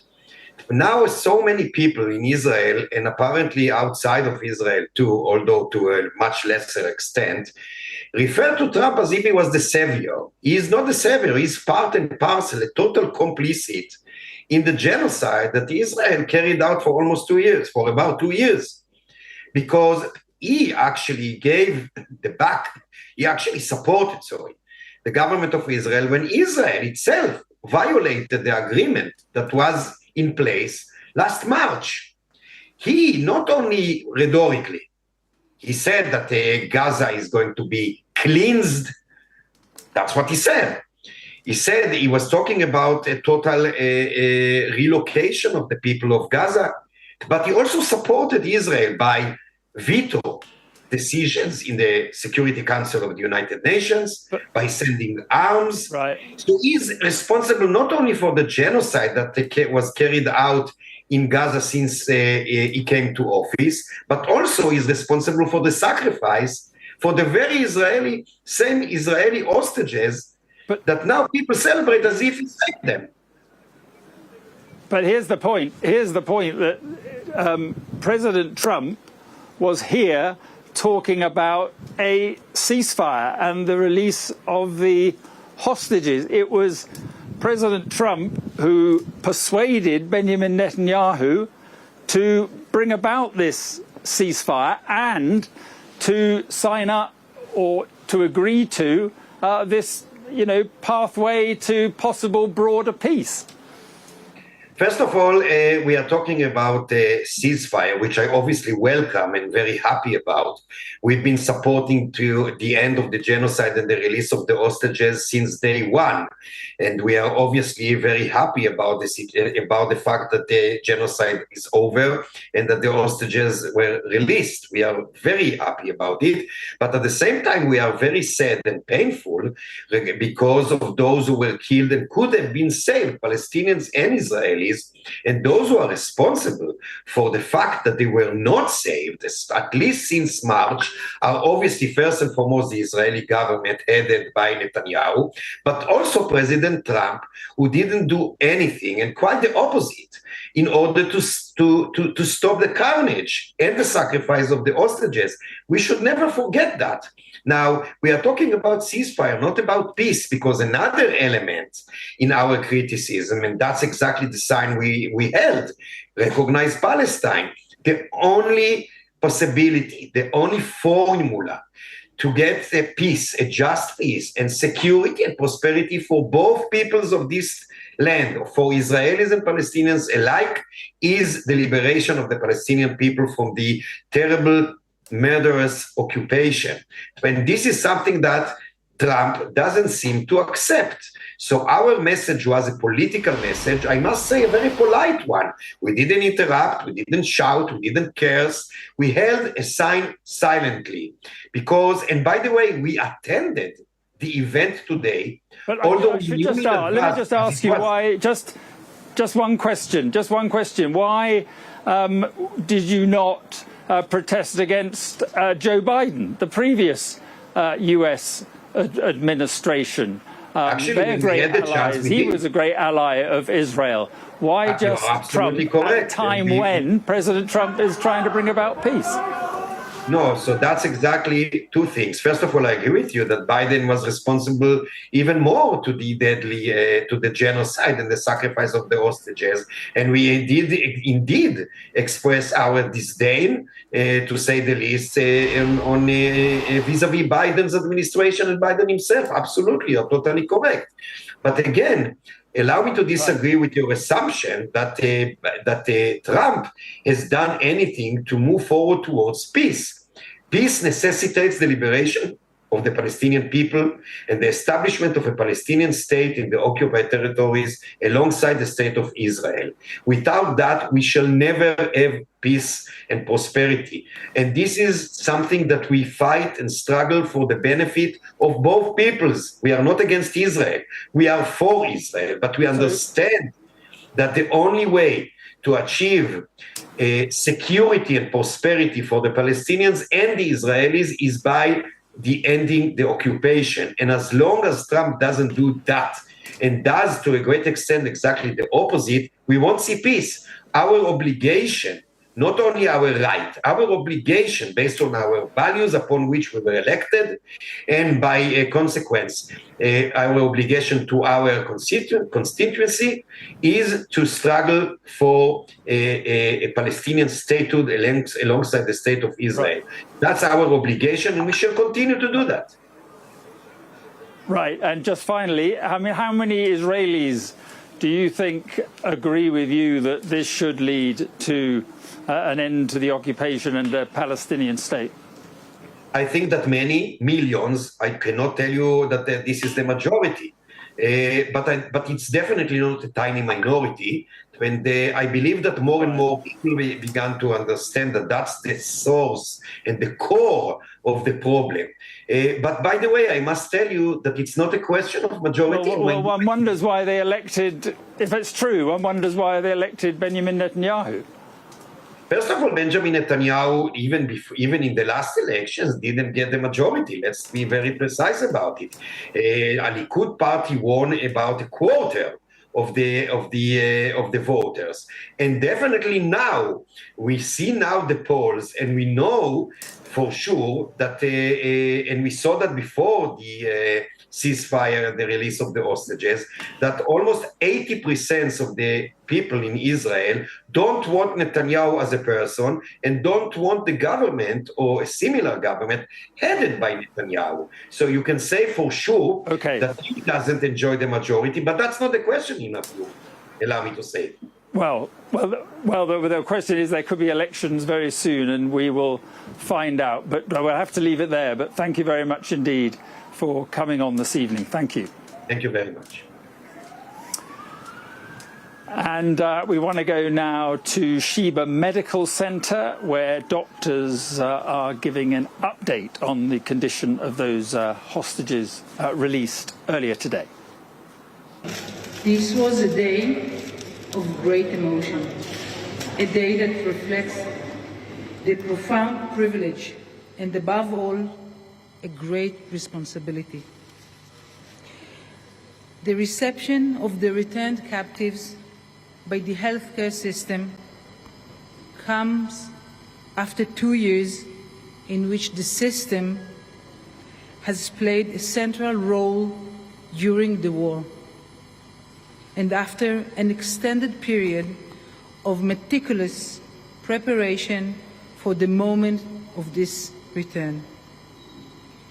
In recent days, many teams have worked tirelessly to ensure one guiding principle: that the reception of all the returned captives will take place at the highest professional level, with the most comprehensive and advanced medical, psychological, and family support that the State of Israel can offer. And we will come back to that because that's clearly important. But we're going back to Sharm el-Sheikh, where President Sisi has begun speaking. At this very moment, this historic moment, we witnessed together the agreement of Sharm el-Sheikh to finalize the war in Gaza and to start with the hope to conclude this agreement with a new page to be signed in the history of humanity and to open the doors for a new era of peace and security in the Middle East, and to grant to the people of this region that have been worn out by the conflicts an opportunity. Today, we receive from the leaders of those peace lovers in the world and who would like to end the conflict and to achieve peace and prosperity in the region and the whole world. Today, I'd like to welcome Donald Trump, the US President, to join the world leaders to call for peace.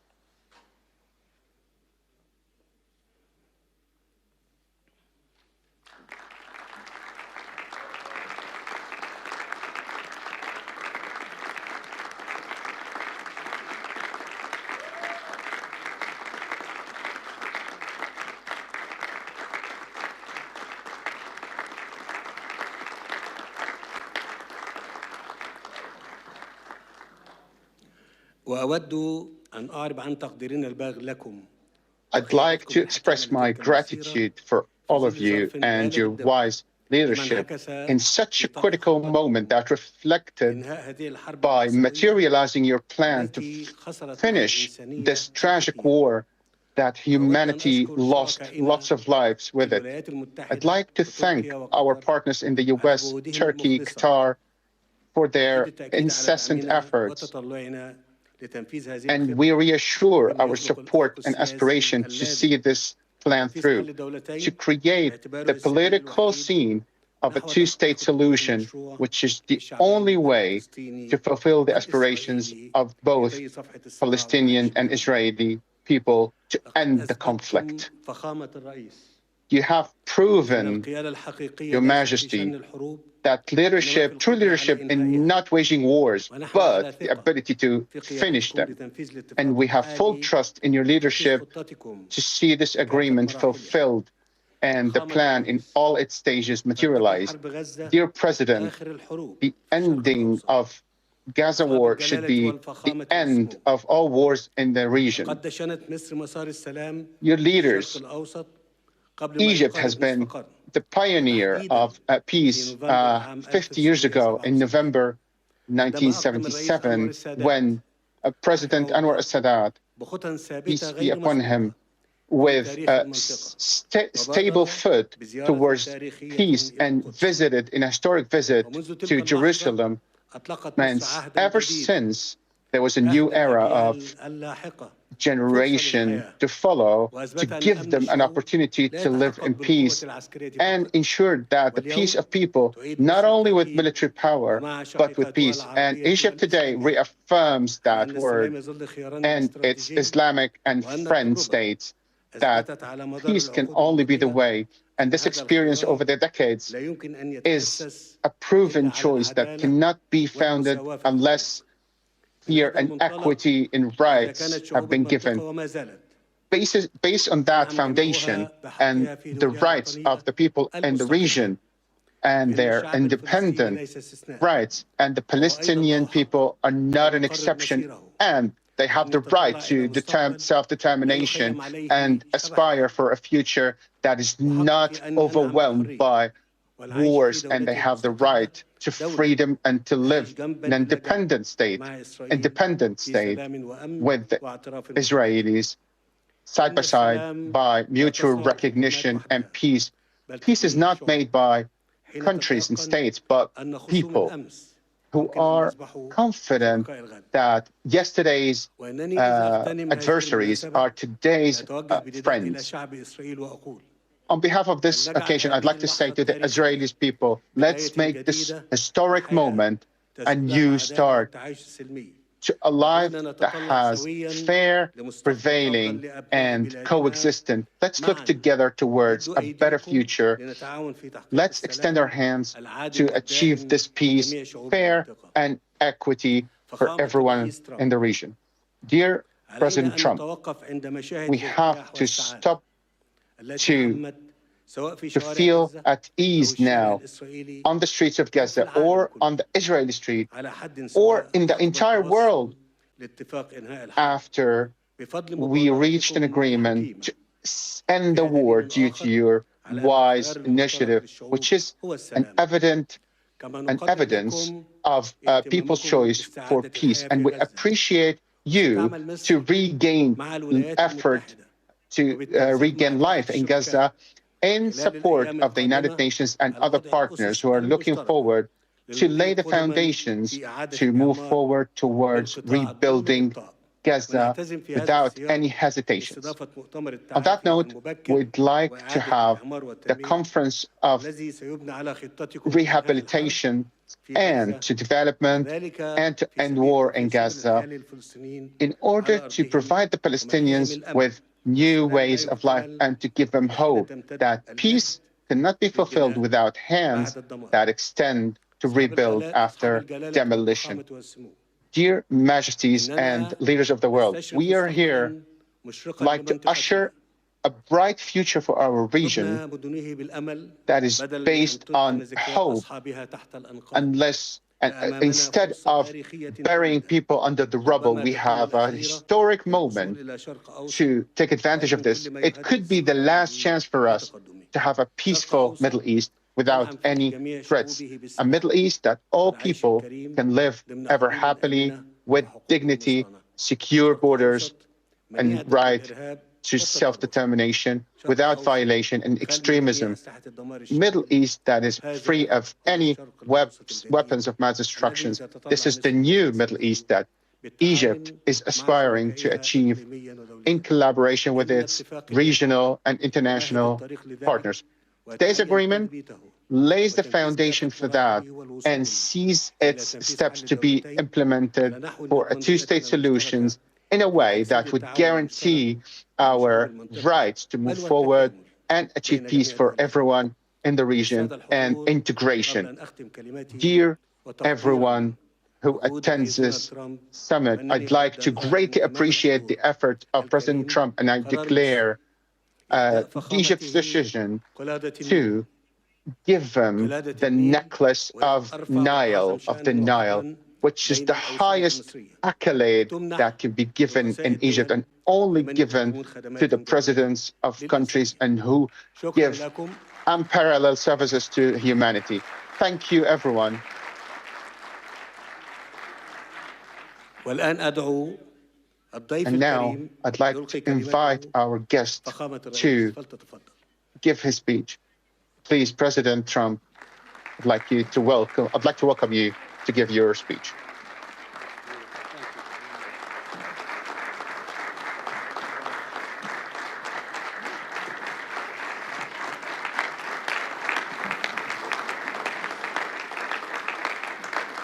Well, thank you very much, and that was a great honor. I appreciate it very much, Mr. President. Mr. General, Mr. President, great General, great President, thank you very much.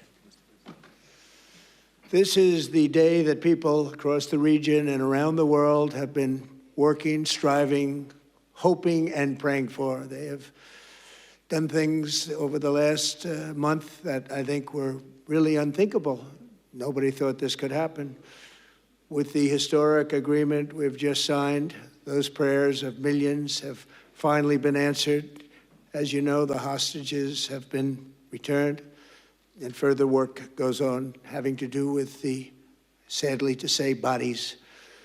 Together we've achieved what everybody said was impossible. At long last, we have peace in the Middle East, and it's a very simple expression. Peace in the Middle East, and we've heard it for many years, but nobody thought it could ever get there, and now we're there.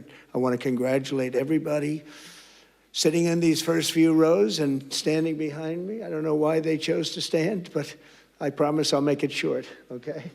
We are not going to keep you standing for long. These are great leaders.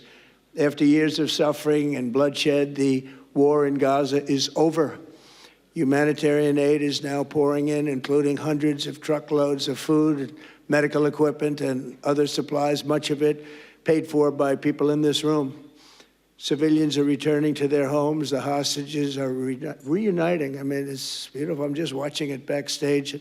The level of love and sorrow, I've never seen anything like it. It's amazing when you see they haven't seen their mother, their father. They haven't seen them in such a long time, and they lived in a tunnel, a very little tunnel, very deep. And the level of love is just incredible. It's a beautiful thing to see. It's, in one sense, it's so horrible that it could have taken place, but in another sense, it's so beautiful to see a new and beautiful day is rising, and now the rebuilding begins. The rebuilding is maybe going to be the easiest part. I think we've done a lot of the hardest part, because the rest comes together. We all know how to rebuild, and we know how to build better than anybody in the world. I want to express my tremendous gratitude to the Arab and Muslim nations who helped make this incredible breakthrough possible. And you really did. To President Sisi of Egypt, who is so generously hosting us today. And I want to thank you for the outstanding job your country is doing in so many different ways, and for helping us so much with this peace agreement. I also want to thank the President for the escort of 6 fighter jets. Oh, we looked out the window, we said, I hope they're friendly, and they turned out to be very friendly. But we had 3 on each side, and they are beauties right out of the great, really American manufacturing hub. We make the greatest military equipment in the world. We have the strongest military in the world by far. And I knew exactly what those planes were, and I knew exactly how much you paid for those planes, too. You paid a lot, but you got a pretty good deal. And they are great planes, and we just appreciate it. That was quite an escort in. That was very impressive. But Air Force One was really, it was covered with Egyptian desert just a few months ago. If you think about it, just a few months ago it was Egyptian desert, and now it was just a few feet off our window.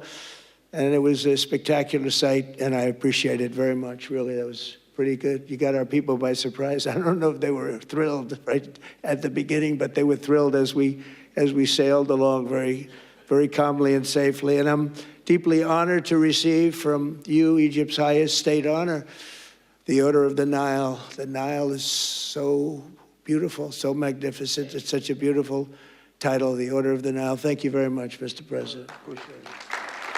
Great honor. I also want to give a very special thanks to the Emir of Qatar, a man who's outstanding. He's been a friend of mine for a long time, long before politics, and he's a fantastically respected man.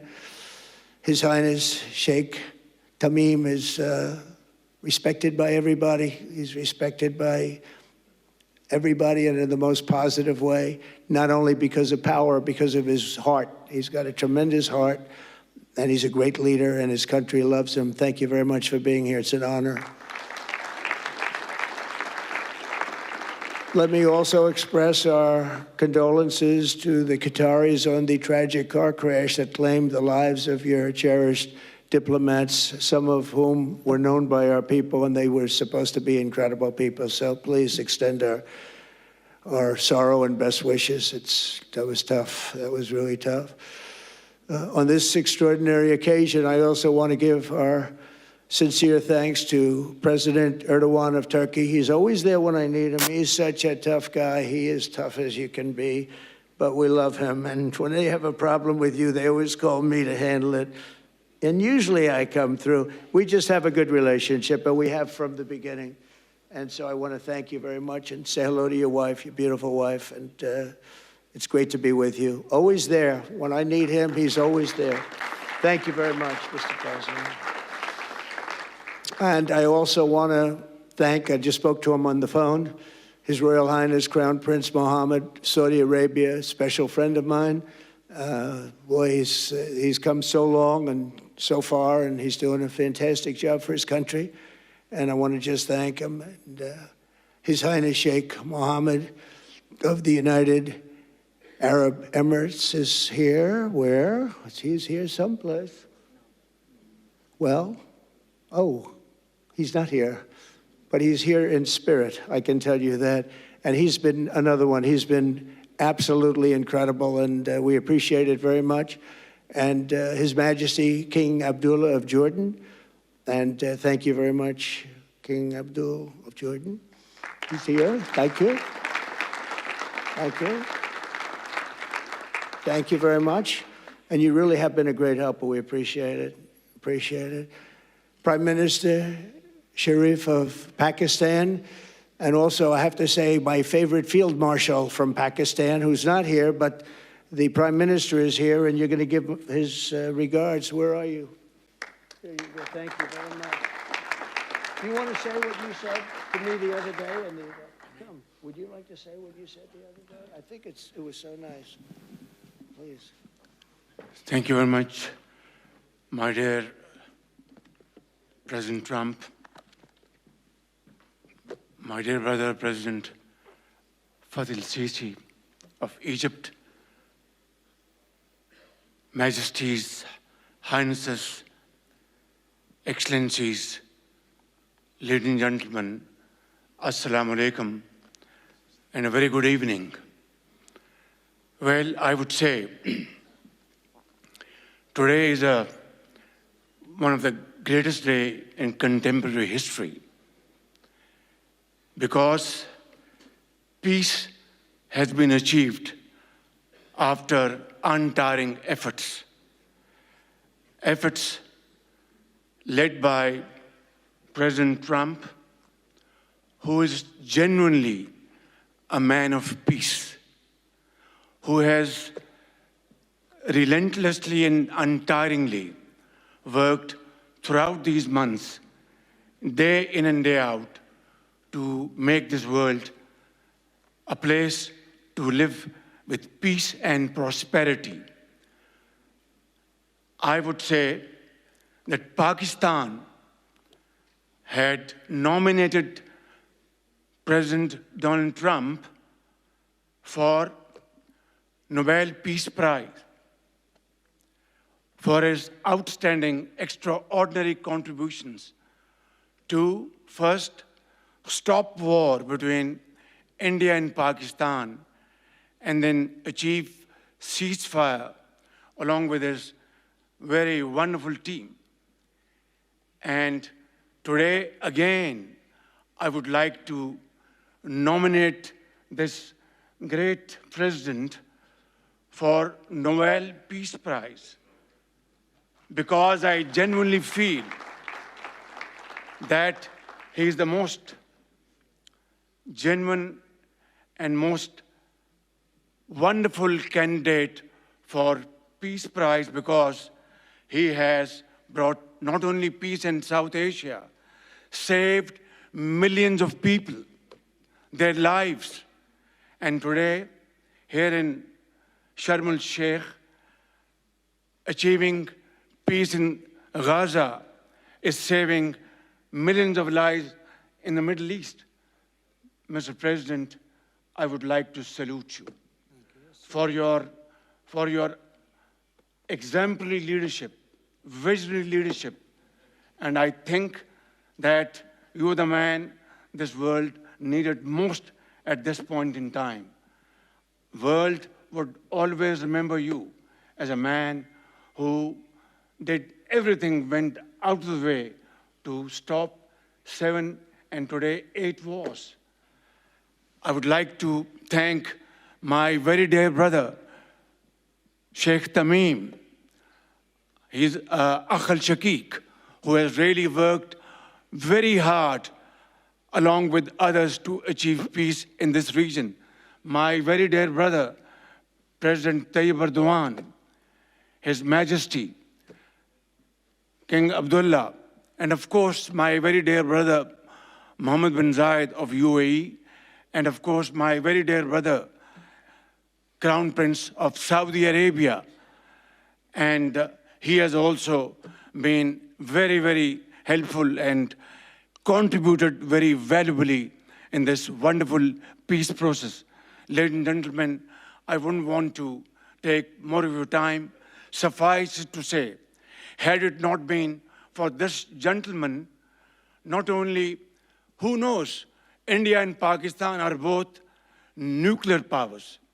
Had he not intervened along with his wonderful team, during those 4 days, the war could have escalated to a level. Who would have lived to tell what happened? And similarly, here in this part of the world, in the Middle East, Mr. President, your valuable contribution along with President Sisi, I think history will remember in golden words. I wouldn't say more, except God bless you, God give you long life to serve like this for all time to come. Thank you very much.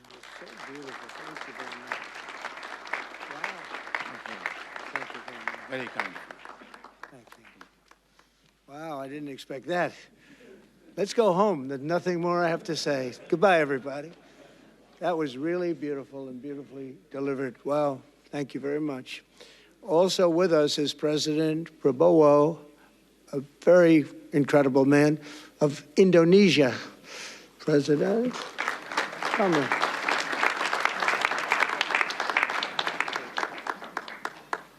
Great job. President Abbas of the Palestinian Authority. See, we have them all. We have them all. Great, great. It's good to have you. And so many others. I really have a list here. This first 3 rows and what's standing behind me, I don't know why they chose to stand, but that's there. They're going to be very famous tomorrow, all of them. We have the Arab League is represented by His Excellency, and thank you very much for being here. Thank you very much. We have Armenia, and Azerbaijan. That's a little war that we stopped. That's a little war. There they are. Look at them. They're sitting. When I met with them, it was in the Oval Office. They fought for like 31 years or some crazy number. And they had one sitting on that side of the Oval Office, one sitting. By the time we finished in 1 hour, they were both hugging each other. And now they're friends and they're getting along great. Look at it. So I want to thank you both. That's incredible. Really incredible. So you have Armenia and you have Bahrain, you have Canada.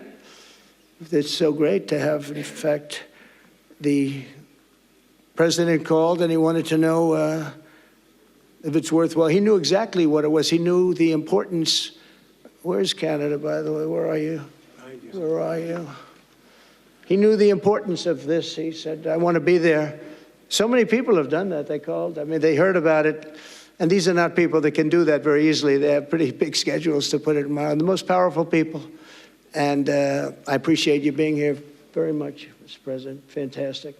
Fantastic. And Cyprus, Egypt, the European Union, it's a lot of countries. France, thank you very much, Emmanuel. I would imagine Emmanuel standing someplace behind me. Where is he? I can't believe it. You're taking a low-key approach today. He's my friend. That's great. Good job. Thank you very much, Emmanuel.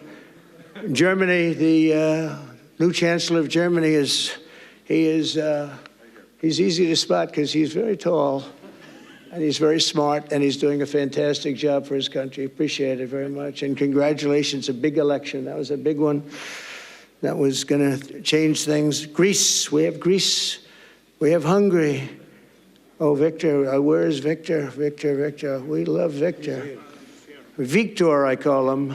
You know, I put the little accent on it. You are fantastic, all right? I know a lot of people don't agree with me, but I'm the only one that matters. You are fantastic. He's a great leader. I endorsed him the last election he had, and he won by 28 points. So you're going to do even better this time. You have another election, and you're going to do great, and we appreciate it. And we're behind you 100%. That's Hungary. India. is a great country with a very good friend of mine at the top, and he's just done a fantastic job. And I think that Pakistan and India are going to live very nicely together, right? That's not a very, they are. And they're two great, I tell you, leaders, great leaders as far as I'm concerned. Indonesia, we covered, and I just want to say that that's a big country, a powerful country. It does unbelievably well, and it's great to have you. Iraq, we have Iraq with lots of oil. They have so much oil, they don't know what to do with it. That's a big problem when you have so much, you have no idea what to do with it. So thank you very much thank you very much. Italy, we have a woman, a young woman who's, I'm not allowed to say it because usually it's the end of your political career if you say it. She's a beautiful young woman. Now, if you use the word beautiful in the United States about a woman, that's the end of your political career, but I'll take my chances. Where is she? There she is. You don't mind being called beautiful, right? Because you are. Thank you very much for coming. We appreciate it. She wanted to be here, and she's incredible, and they really respect her in Italy. She's a very successful politician. We have Norway. Oh, Norway. Norway. What happened, Norway? What happened? Where's Norway? Where is he? We have Johnny. We're going to the World Cup, I can tell you that. Where's Norway? I don't think he wants to stand. Oh, he's back there. Well, we have Norway. Oman, again. We have Paraguay. We have really fantastic representative from Saudi Arabia. Thank you very much. I'll tell you what, and this time we'll get you the best seat. He always gets the best seat. He deserves the best seat.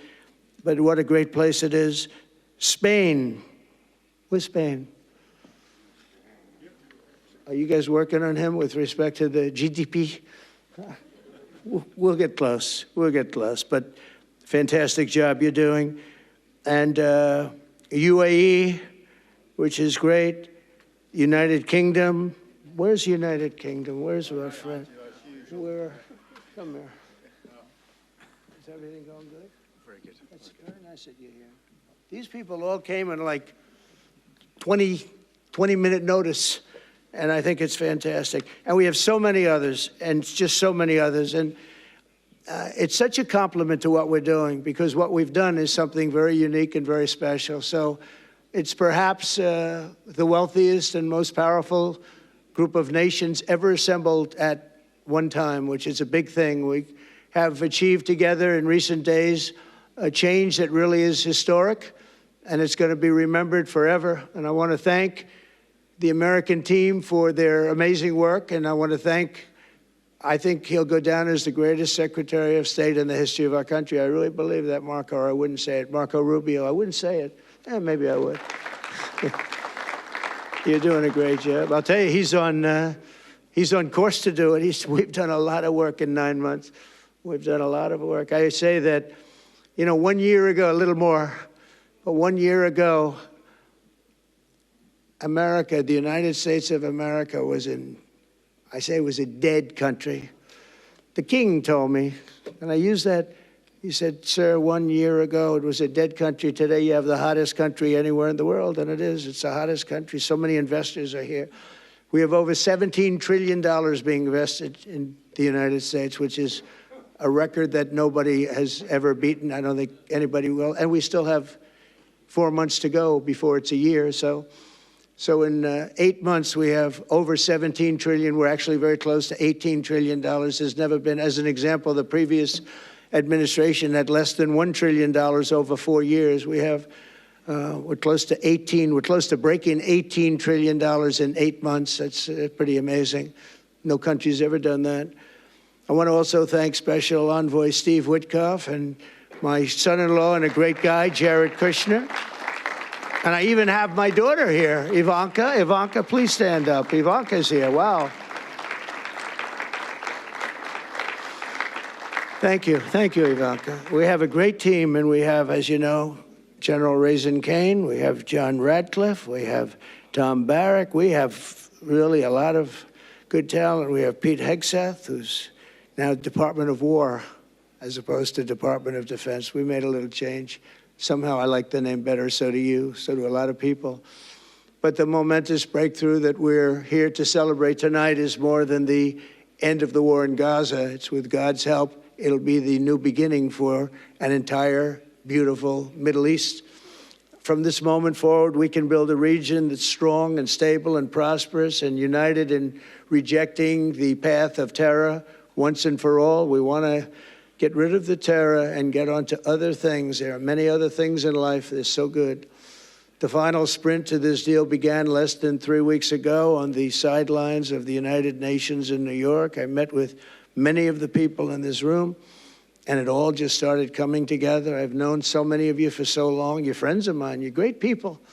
I have a couple I don't like in particular, but I won't tell you who. I have actually a few of them I don't like at all, but you'll never find out who they are. Well, maybe you will, come to think of it. But I have most of you who I like a lot, and I respect a lot. Maybe that's more important. We listened, and we exchanged ideas, and we kept pushing forward until the job was done, and the first steps to peace are always the hardest. And today we've taken them and we've put them all together, and we've come up with this beautiful mix like nobody thought was possible. And as you know, I've just come from Israel. It was an amazing day to watch the hostages come in and to watch all of the other things and do all of the other things that we did. And like all of us here this evening, the Israeli people are overjoyed that the war has ended. Many of you have had dancing in the streets. They had dancing in the streets. And they've been dancing for weeks now once they heard about this and they heard that it was even a possibility. They're elated at the arrival of the hostages and excited to begin this new chapter for the entire region, and it's going to be that, and they are going to be great partners, and I hope everybody's going to join the Abraham Accord. I like to say the Avraham. I love Avraham, but somehow it doesn't sound as good when I say it as it does when some of my other friends say it who are from the region. But we're going to get a lot of people joining the Abraham Accords. We have the 4 great nations that did it early on, and they stayed with it. And then you had the Biden administration, which is the worst administration in the history of our country, and obviously they did nothing on that and anything else. And so it stayed at 4, and now a lot of people, even today, they're talking about all joining up. So many people have talked to me about that, and it's going to be a great tribute to really the United States. I mean, the United States has worked very hard in the Middle East, so it would be a tribute to us and to Jared and to Steve and to all of the people, Marco, all of the people that have worked so hard on that. And it really is going to bring, it's going to guarantee that it all stays together. You're going to do well, because the 4 nations do very well. I mean, they do extremely, they're wealthy, but they're a lot wealthier because of it. So I hope everybody's now joining up. Now we have no excuses. We don't have a Gaza, and we don't have an Iran as an excuse. That was a good excuse, but we don't have that anymore. All the momentum now is toward a great, glorious, and lasting peace. And our commitment to fulfilling the 20-point plan we developed together will be the crucial foundation for achieving that bright future. And it's being worked on right now as we speak. And we're actually in stage 3 and 4. It's not going to be, just divided down so simply. We can be long advanced on some of the things that we say we're going to do. We can take them out of order in a positive way. And we've shown how it can be done with responsible nations like the people in this room, these incredible people in this room, setting aside their differences, seeking common ground, and pursuing a better world for all of us. In that spirit, it's my dream that we all get together and enjoy our life. And we're going to put some of you on the Board of Peace. Everybody wants to be on the Board of Peace. They said, would you be the chairman? I say, I'm pretty busy too. But whatever we can do to have peace in the Middle East, it's worth it. But everybody wants to go on the Board of Peace, so we're probably going to enlarge it. We're going to get, and the leaders, the top people, the top leaders, they want to be on the Board of Peace. A beautiful term. At first I wasn't sure, and then I realized how beautiful it is. And for the people of Gaza, the focus now must be on restoring the basics of a good life. We're going to have a lot of money coming into Gaza and a lot of rebuilding and building. It's not so much rebuilding, it's really building. cleaning up and building, and I'm pleased to announce that numerous countries of great wealth and power and dignity have come forward to me just today and over the last week to say they want to help in the reconstruction of Gaza, putting up whatever money is necessary. And the money is, of course, it's a lot of money, but it's not much compared to the value or the wealth of these tremendous countries. And they are ensuring stability and success in the Middle East. So when you think about it, it's a very, very small amount of money is necessary, relatively speaking. And as those commitments are made, I'm going to let the world know who is doing it, because they really deserve great credit for doing it, and they're going to do something that's really monumental. This is a monumental day. This is a monumental moment in the history of the world beyond the Middle East. We've all agreed that supporting Gaza must be done to lift up the people themselves, but we don't want to fund anything having to do with the bloodshed, hatred, or terror, as has happened in the past. And for the same reason, we're also agreed that Gaza's reconstruction requires that it be demilitarized and that a new, honest civilian police force must be allowed to create a safe condition for the people in Gaza. As I said earlier, I intend to be a partner in securing a better future.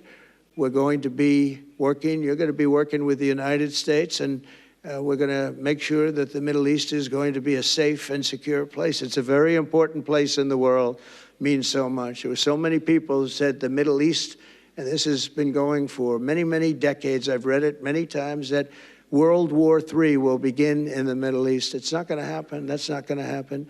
There was a time that you would have thought it could have, but it's not going to happen. There won't be World War III, hopefully at all, but it's not going to start in the Middle East. We're not going to have a World War III if we're smart. There'll never be a World War III.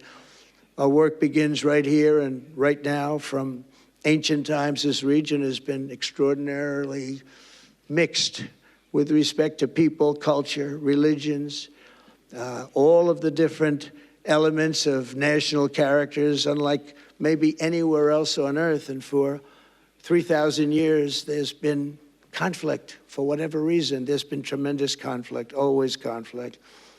But today, for the first time anyone can remember, we have a once-in-a-lifetime chance to put the old feuds and bitter hatreds behind us. And that's why so many people in this room, they didn't get along. Some did, some didn't, but they're getting along now. This has brought the people together. This is the first time the Middle East crisis has brought people together as opposed to driving them apart. And to declare that our future will not be ruled by the fights of the generations past, which is foolish. So together, let us continue in the spirit of cooperation and goodwill that has finally brought us to this incredible, historic breakthrough. If we do together, we will reach the Middle East's incredible destiny, a safe and prosperous and beautiful crossroads of culture and commerce, faith and humanity and geographic center. This will be the geographic center of the world. So I just want to thank everybody for being here. I want to thank you all for what you've done and for this quick notice. It all came together just at one little period. It just came together. It's the greatest deals happen that way. If you do anything about deals, that's all I've done all my life is deals. The greatest deals just sort of happen. And that's what happened right here. And maybe this is going to be the greatest deal of them all, not just nation building, not just having to do with this or the political whims. This will be maybe the greatest deal of them all, period. And I want to thank all of you and all of these great nations and this region for what it's gone through and all of the fights it's had, or life over death and hope over strife and harmony over hatred. That's what we want. We want it to be that way because together we're going to forge a magnificent, great, and enduring peace. I want to just end by saying God bless you all. God bless the Middle East. God bless your countries. And God bless you. Thank you very much, everybody. Thank you. Thank you very much. Thank you.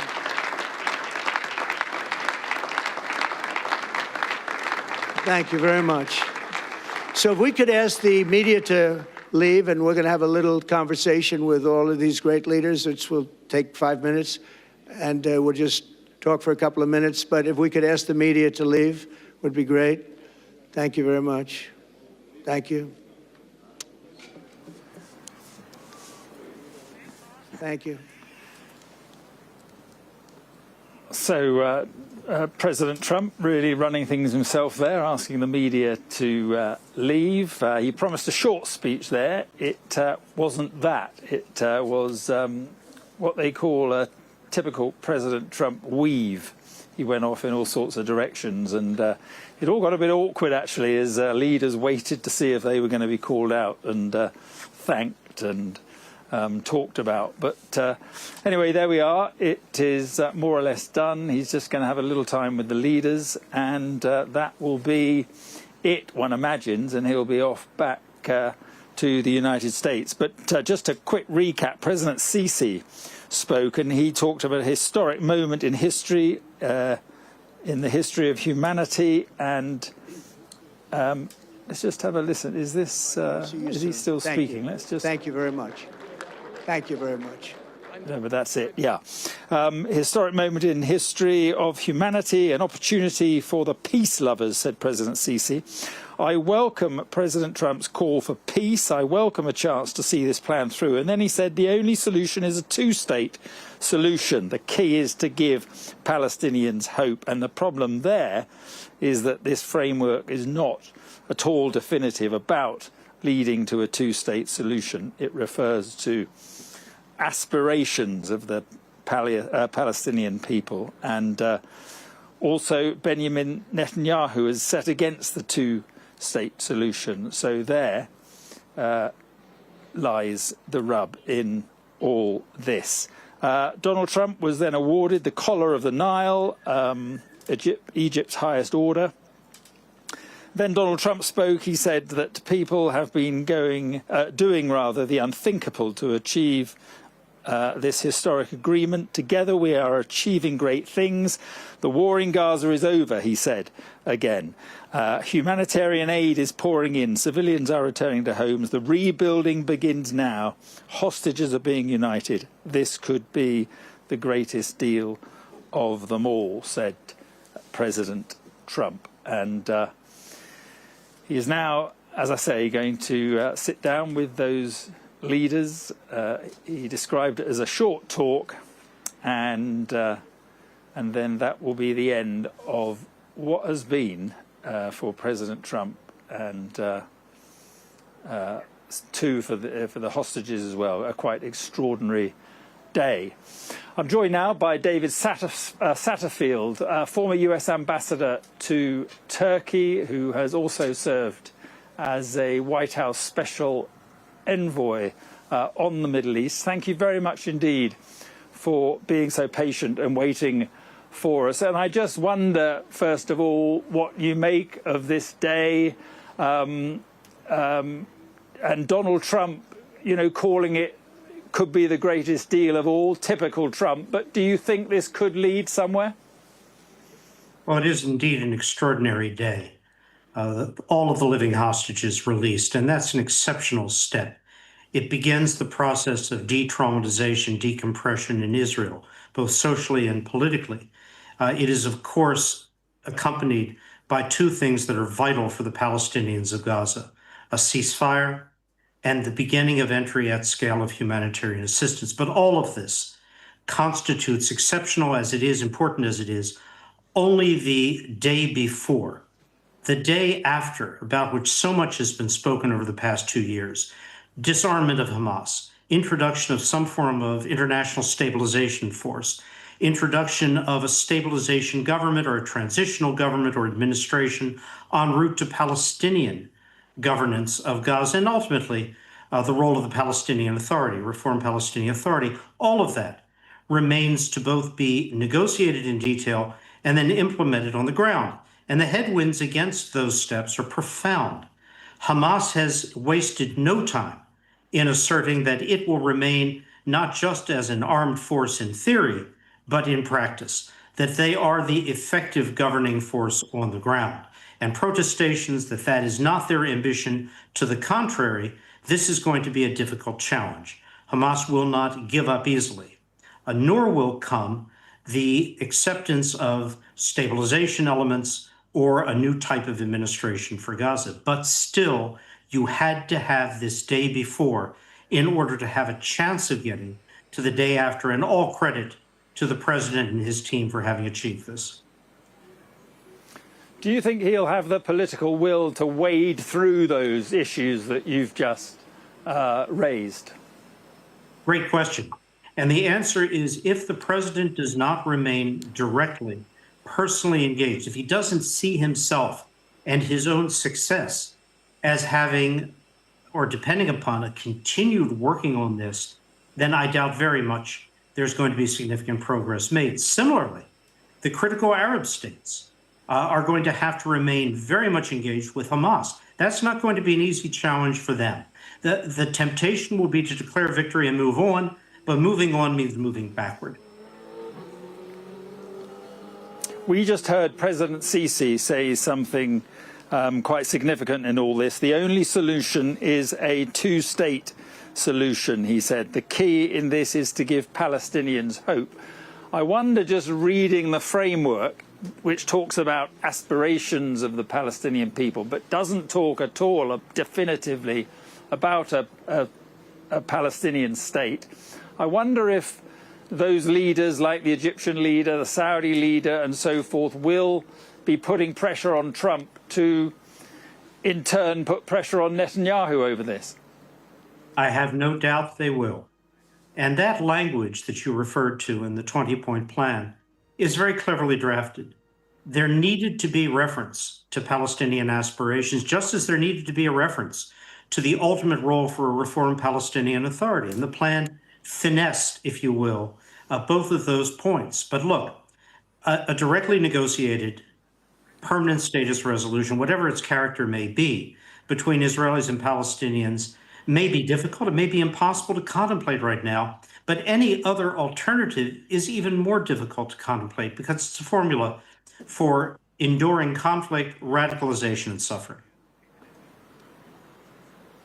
So do you see a genuine opportunity then in this process that is underway, and the first stage of which we saw the results of today? Certainly I do.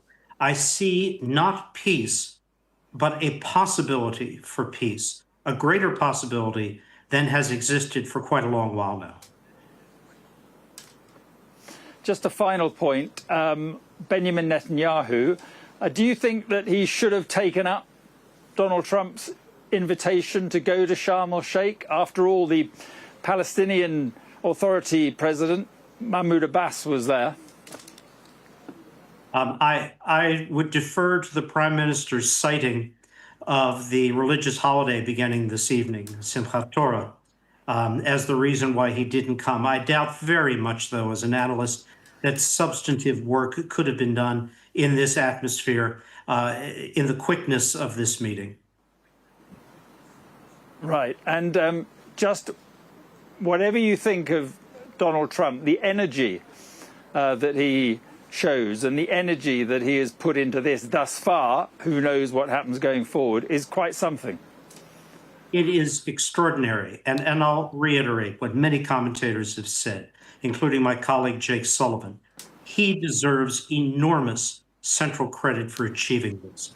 No president in modern memory has had the agency, the leverage, the position that he does to drive this home.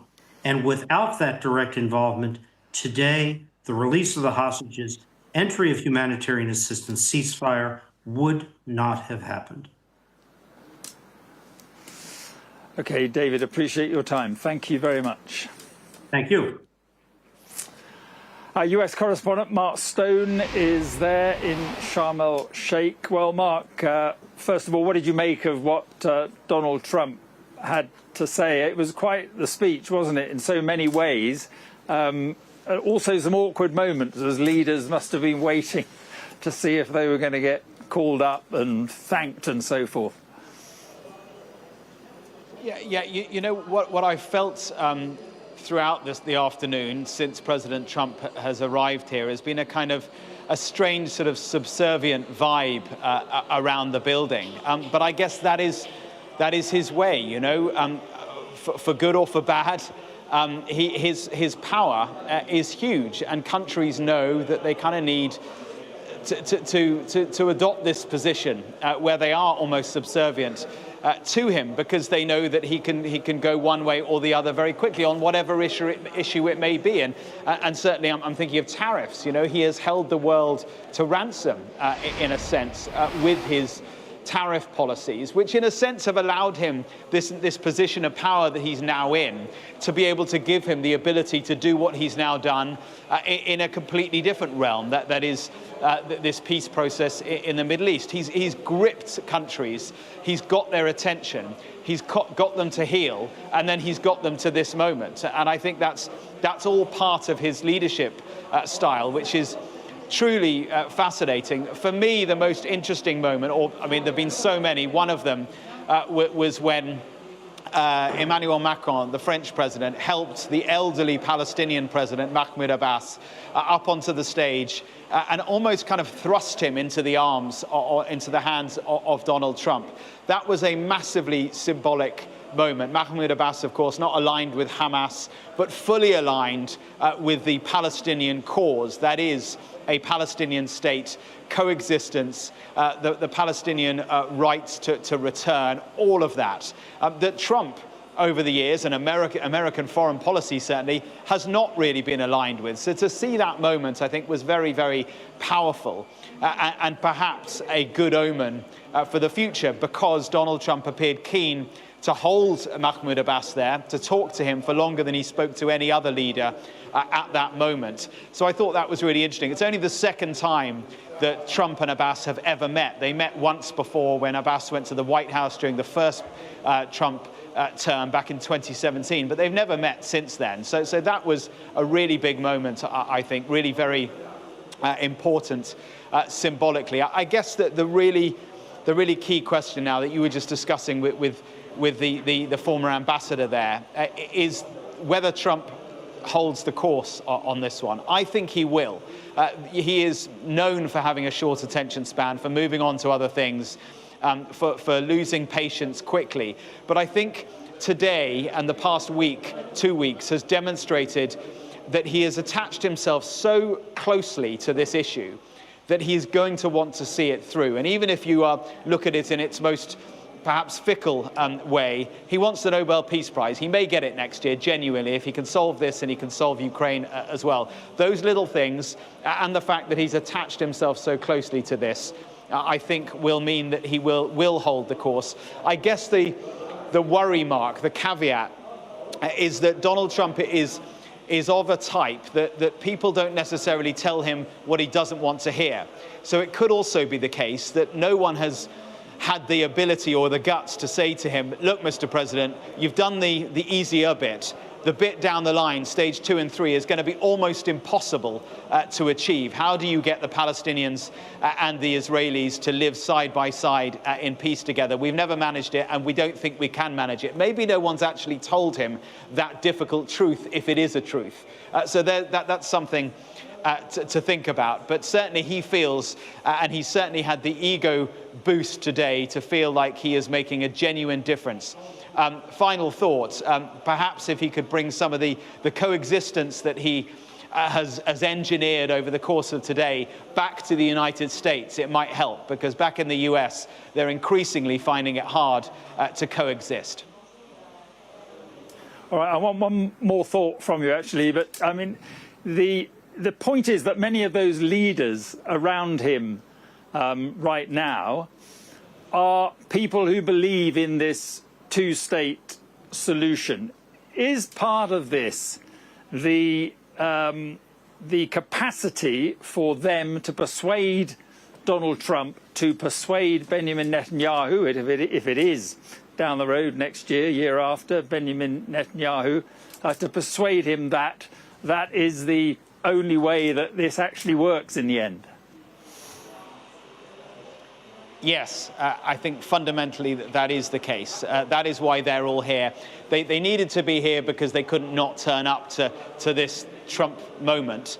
They had to come, but they also want to be here because they want to be able to mould the stage 2 and stage 3 of this. Donald Trump has achieved the bit that no one thought we could do, ending the war. Now they want to be part, both Arab leaders and European leaders and East Asian leaders want to be part of the next stage of this process, but because they know it's going to be difficult. They want him to hold the course, to stay the course. And I think actually Tony Blair will play a role in that as well, because he has a pretty close relationship with Donald Trump. Oddly, he does.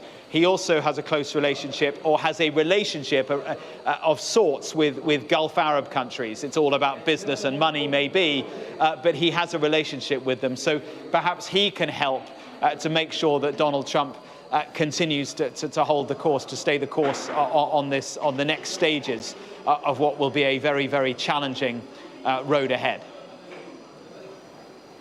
Mark, thank you very much indeed. The Prime Minister, Keir Starmer, has been speaking. Let's just have a listen to what he's had to say. Prime Minister, you told fellow leaders today that we can't treat today as a historic and let it drop tomorrow, this moment. Trump's ended the war, but you still have to secure the peace. What's the biggest hurdle in your mind? Well, today is a really historic day, so we do need to start there, and real credit to President Trump and the other leaders who got us to this place. But you're absolutely right. The challenge now is tomorrow, an implementation, and therefore, yes, today is historic, but what happens tomorrow really matters. And that's why what I've been discussing with leaders all day is what part can we play? Yeah. And we, the United Kingdom in particular, I think, can play a part in monitoring the ceasefire, but also decommissioning the capability of Hamas and their weaponry, drawing on our experience in Northern Ireland. So the question today has already moved to how do we implement, how do we make sure this moves forward? And it's really important that we keep that focus. We mustn't have any missteps now. OK. Prime Minister, senior Hamas official Dr. Bassem Naim said Blair's not welcome in any post-war role. He said Palestinians, Arabs and Muslims have bad memories of Tony Blair. Remember his role in causing millions of deaths, his words, in Iran, Afghanistan. You didn't put forward Tony Blair for the Peace Board. What's your view? Well, I think the makeup of the Peace Board is still being discussed. From my part, I have to say, I'm much more interested in the practical steps. I've heard you say that, but what's your view of Tony Blair sitting on the board? Well, look, I mean, that's for others to decide. Tony Blair was a great leader of our country and would make a huge contribution. But I'm not focused on which particular people should sit on which particular board. I'm focused on what do we need to do tomorrow, and I mean tomorrow, to make sure this is implemented. Would you put yourself forward or put someone else forward for the board? Well, there's discussions going on about who should be on the board, but I can be clear with you, I haven't put myself forward for that role. Okay. But what I have put myself forward for, what I've put our country forward for, is to ensure that we keep doing what we're best at, which is working as we have done behind the scenes to help get this deal to where it is today, and drawing on our experience in relation to decommissioning, monitoring the ceasefire, which is essential next step. We are out of time, but Trump has said that Hamas needs to disarm and disband, and yet one of their most senior leaders told Sky News in the last few days it won't, Hamas won't. What happens if they don't? Is that the critical thing to keeping this deal alive? It is critical now that all parties follow through on the commitments. Decommissioning of weaponry of Hamas is hugely and critically important for the future peace. We have got experience in this in relation to Northern Ireland and the decommissioning of the IRA's weaponry, and that's why I do think and I have suggested the UK would be well placed to carry out that vital role. And are you going to nominate President Trump for the Peace Prize like the Pakistan Prime Minister just did? Well, look, there'll be plenty of people, I'm sure, nominating him. I think the nominations are into the early part of next year. But I mean, what I do, in all seriousness, it is a historic day. And it is a real tribute to President Trump that he has got leaders to this position. This has been tried for many, many years, and stepping away from the personalities, this is a huge relief for hostages and their families, huge relief for civilians in Gaza, all of whom have been through unimaginable grief for 2 and a bit years now, and they are first and foremost in my mind, and that's what gives me the determination to follow through now and to take other leaders with us on this. That's the only thing I've been talking about today, not celebrating today as historic, which of course it is, but using the opportunity here with other leaders to say, how can we now, as a group of leaders, make sure that this is implemented in full, brings about the peace. We owe that to the Israelis and to the Palestinians, and I'm determined that the United Kingdom will play its full part. I have to ask you quickly about the China case. Given the controversy, is it right that the CPS review the case, and do you still support Jonathan Powell? Is he exonerated in all of this? Well, as I've said throughout, the relevant evidence was the evidence of what the Conservative government's policy was at the time of the alleged offences.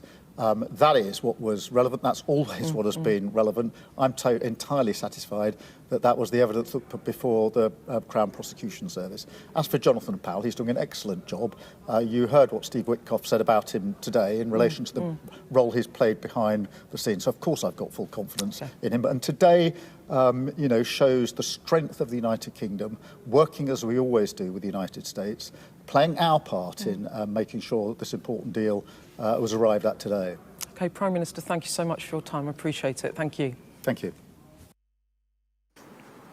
Keir Starmer speaking to our political editor Beth Rigby there. Let's speak now to David Lesh, Professor of Middle East History at Trinity University in San Antonio. Thanks very much for being with us. And I want to ask first, what is it about Donald Trump that he operates and the way he operates like this? How was he able to do it? Is it where Biden wasn't, frankly? I mean, is it about timing or is it much more than that?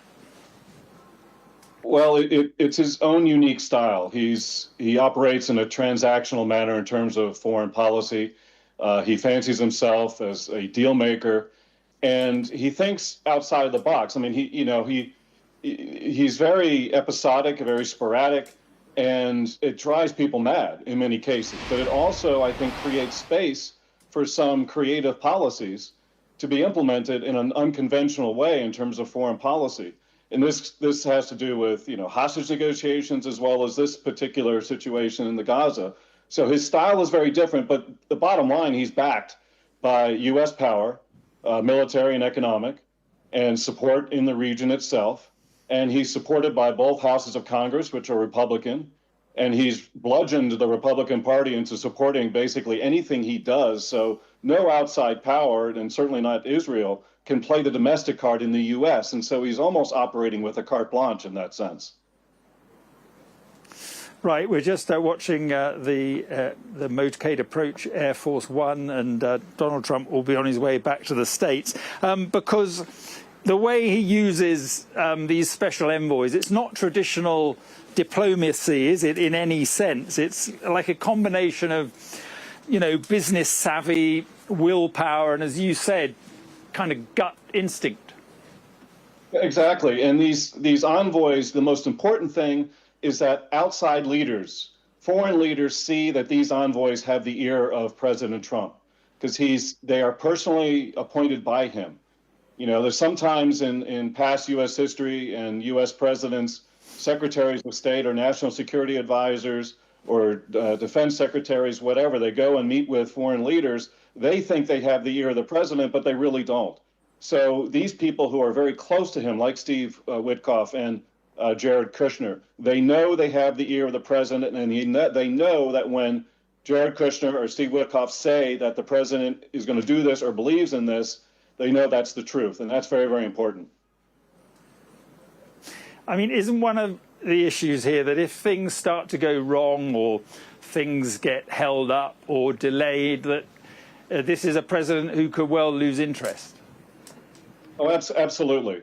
He's very fickle in that regard. Everyone has to remember, a lot of people are saying this is the end of the war. Well, it's not. It's a ceasefire, and ceasefire by their very nature are tenuous. And this is just the first phase of it. It is definitely an accomplishment, not to be minimized, but there's a long way to go to implement the rest of the points in Donald Trump's 20-point plan. And so many things can go wrong. All you have to do is look north into Lebanon. Similar situation, a non-state actor, Hezbollah, was tremendously weakened by Israel. The international community wants them to give up their arms. The international community wants to build up an alternative force, the Lebanese armed forces, to replace Hezbollah in terms of security in the south for Israel.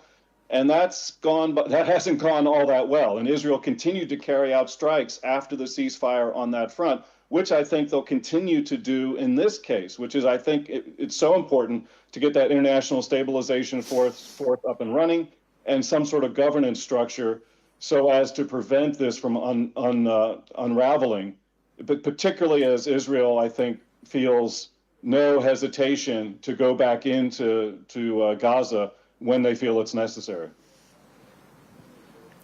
We've been talking about this a lot today, how the history of American presidents thinking they're inching towards a Middle East peace deal always comes unstuck. One thinks of Jimmy Carter, one thinks, of course, of Oslo and Bill Clinton. What makes you think that this could be different, or rather, do you think this could be different? Well, if I was betting on this, I don't think it's going to be much different. I hope I'm wrong. I hope Donald Trump has the attention span and stays with this because it's very, very important to him, and the international community and the regional powers get together behind this. However, you know, the step-by-step approach is alive and well with this. First implemented by Secretary of State Henry Kissinger in the early 70s, and it's meant to get a little bit of progress done because the big questions are too intractable, are too difficult to have an agreement on. And so the problem with the step-by-step approach is that it takes time, and it doesn't guarantee anything. And spoilers can become involved in terms of terrorist attacks or whatever. Iran isn't probably just going to sit by and let this go by without any sort of response on their part, and particularly Hamas. You know, they obviously haven't agreed to de-weaponization. So, you know, getting to those big questions that are always put off to the end, it's very difficult to get to that point because it takes time and so many things can happen that can go wrong. Yes, where do you think the main hitches could come? Where do you think the main challenge is with this 20-point plan? Well, the main challenge right now is again, de-weaponizing Hamas and replacing them as a governing authority in Gaza. And that's going to be difficult, as there are some reports already that Hamas has come out of the woodwork, so to speak, with the Israeli partial withdrawal and the release of Palestinian prisoners, basically trying to announce that they are still around and still a force to be reckoned with. So I think that's going to be very, very difficult. And I think Israel is probably not going to stand for that. And they may go back in, maybe a more targeted type of attacks than an overall invasion, just, you know, so as not to upset Donald Trump and the whole plan at the start. But I think that's something that could just keep everything muddling along without any real progress toward the overarching goals of an international stabilization force, a governing structure that works and is sustainable, and hopefully a pathway toward an eventual two-state solution.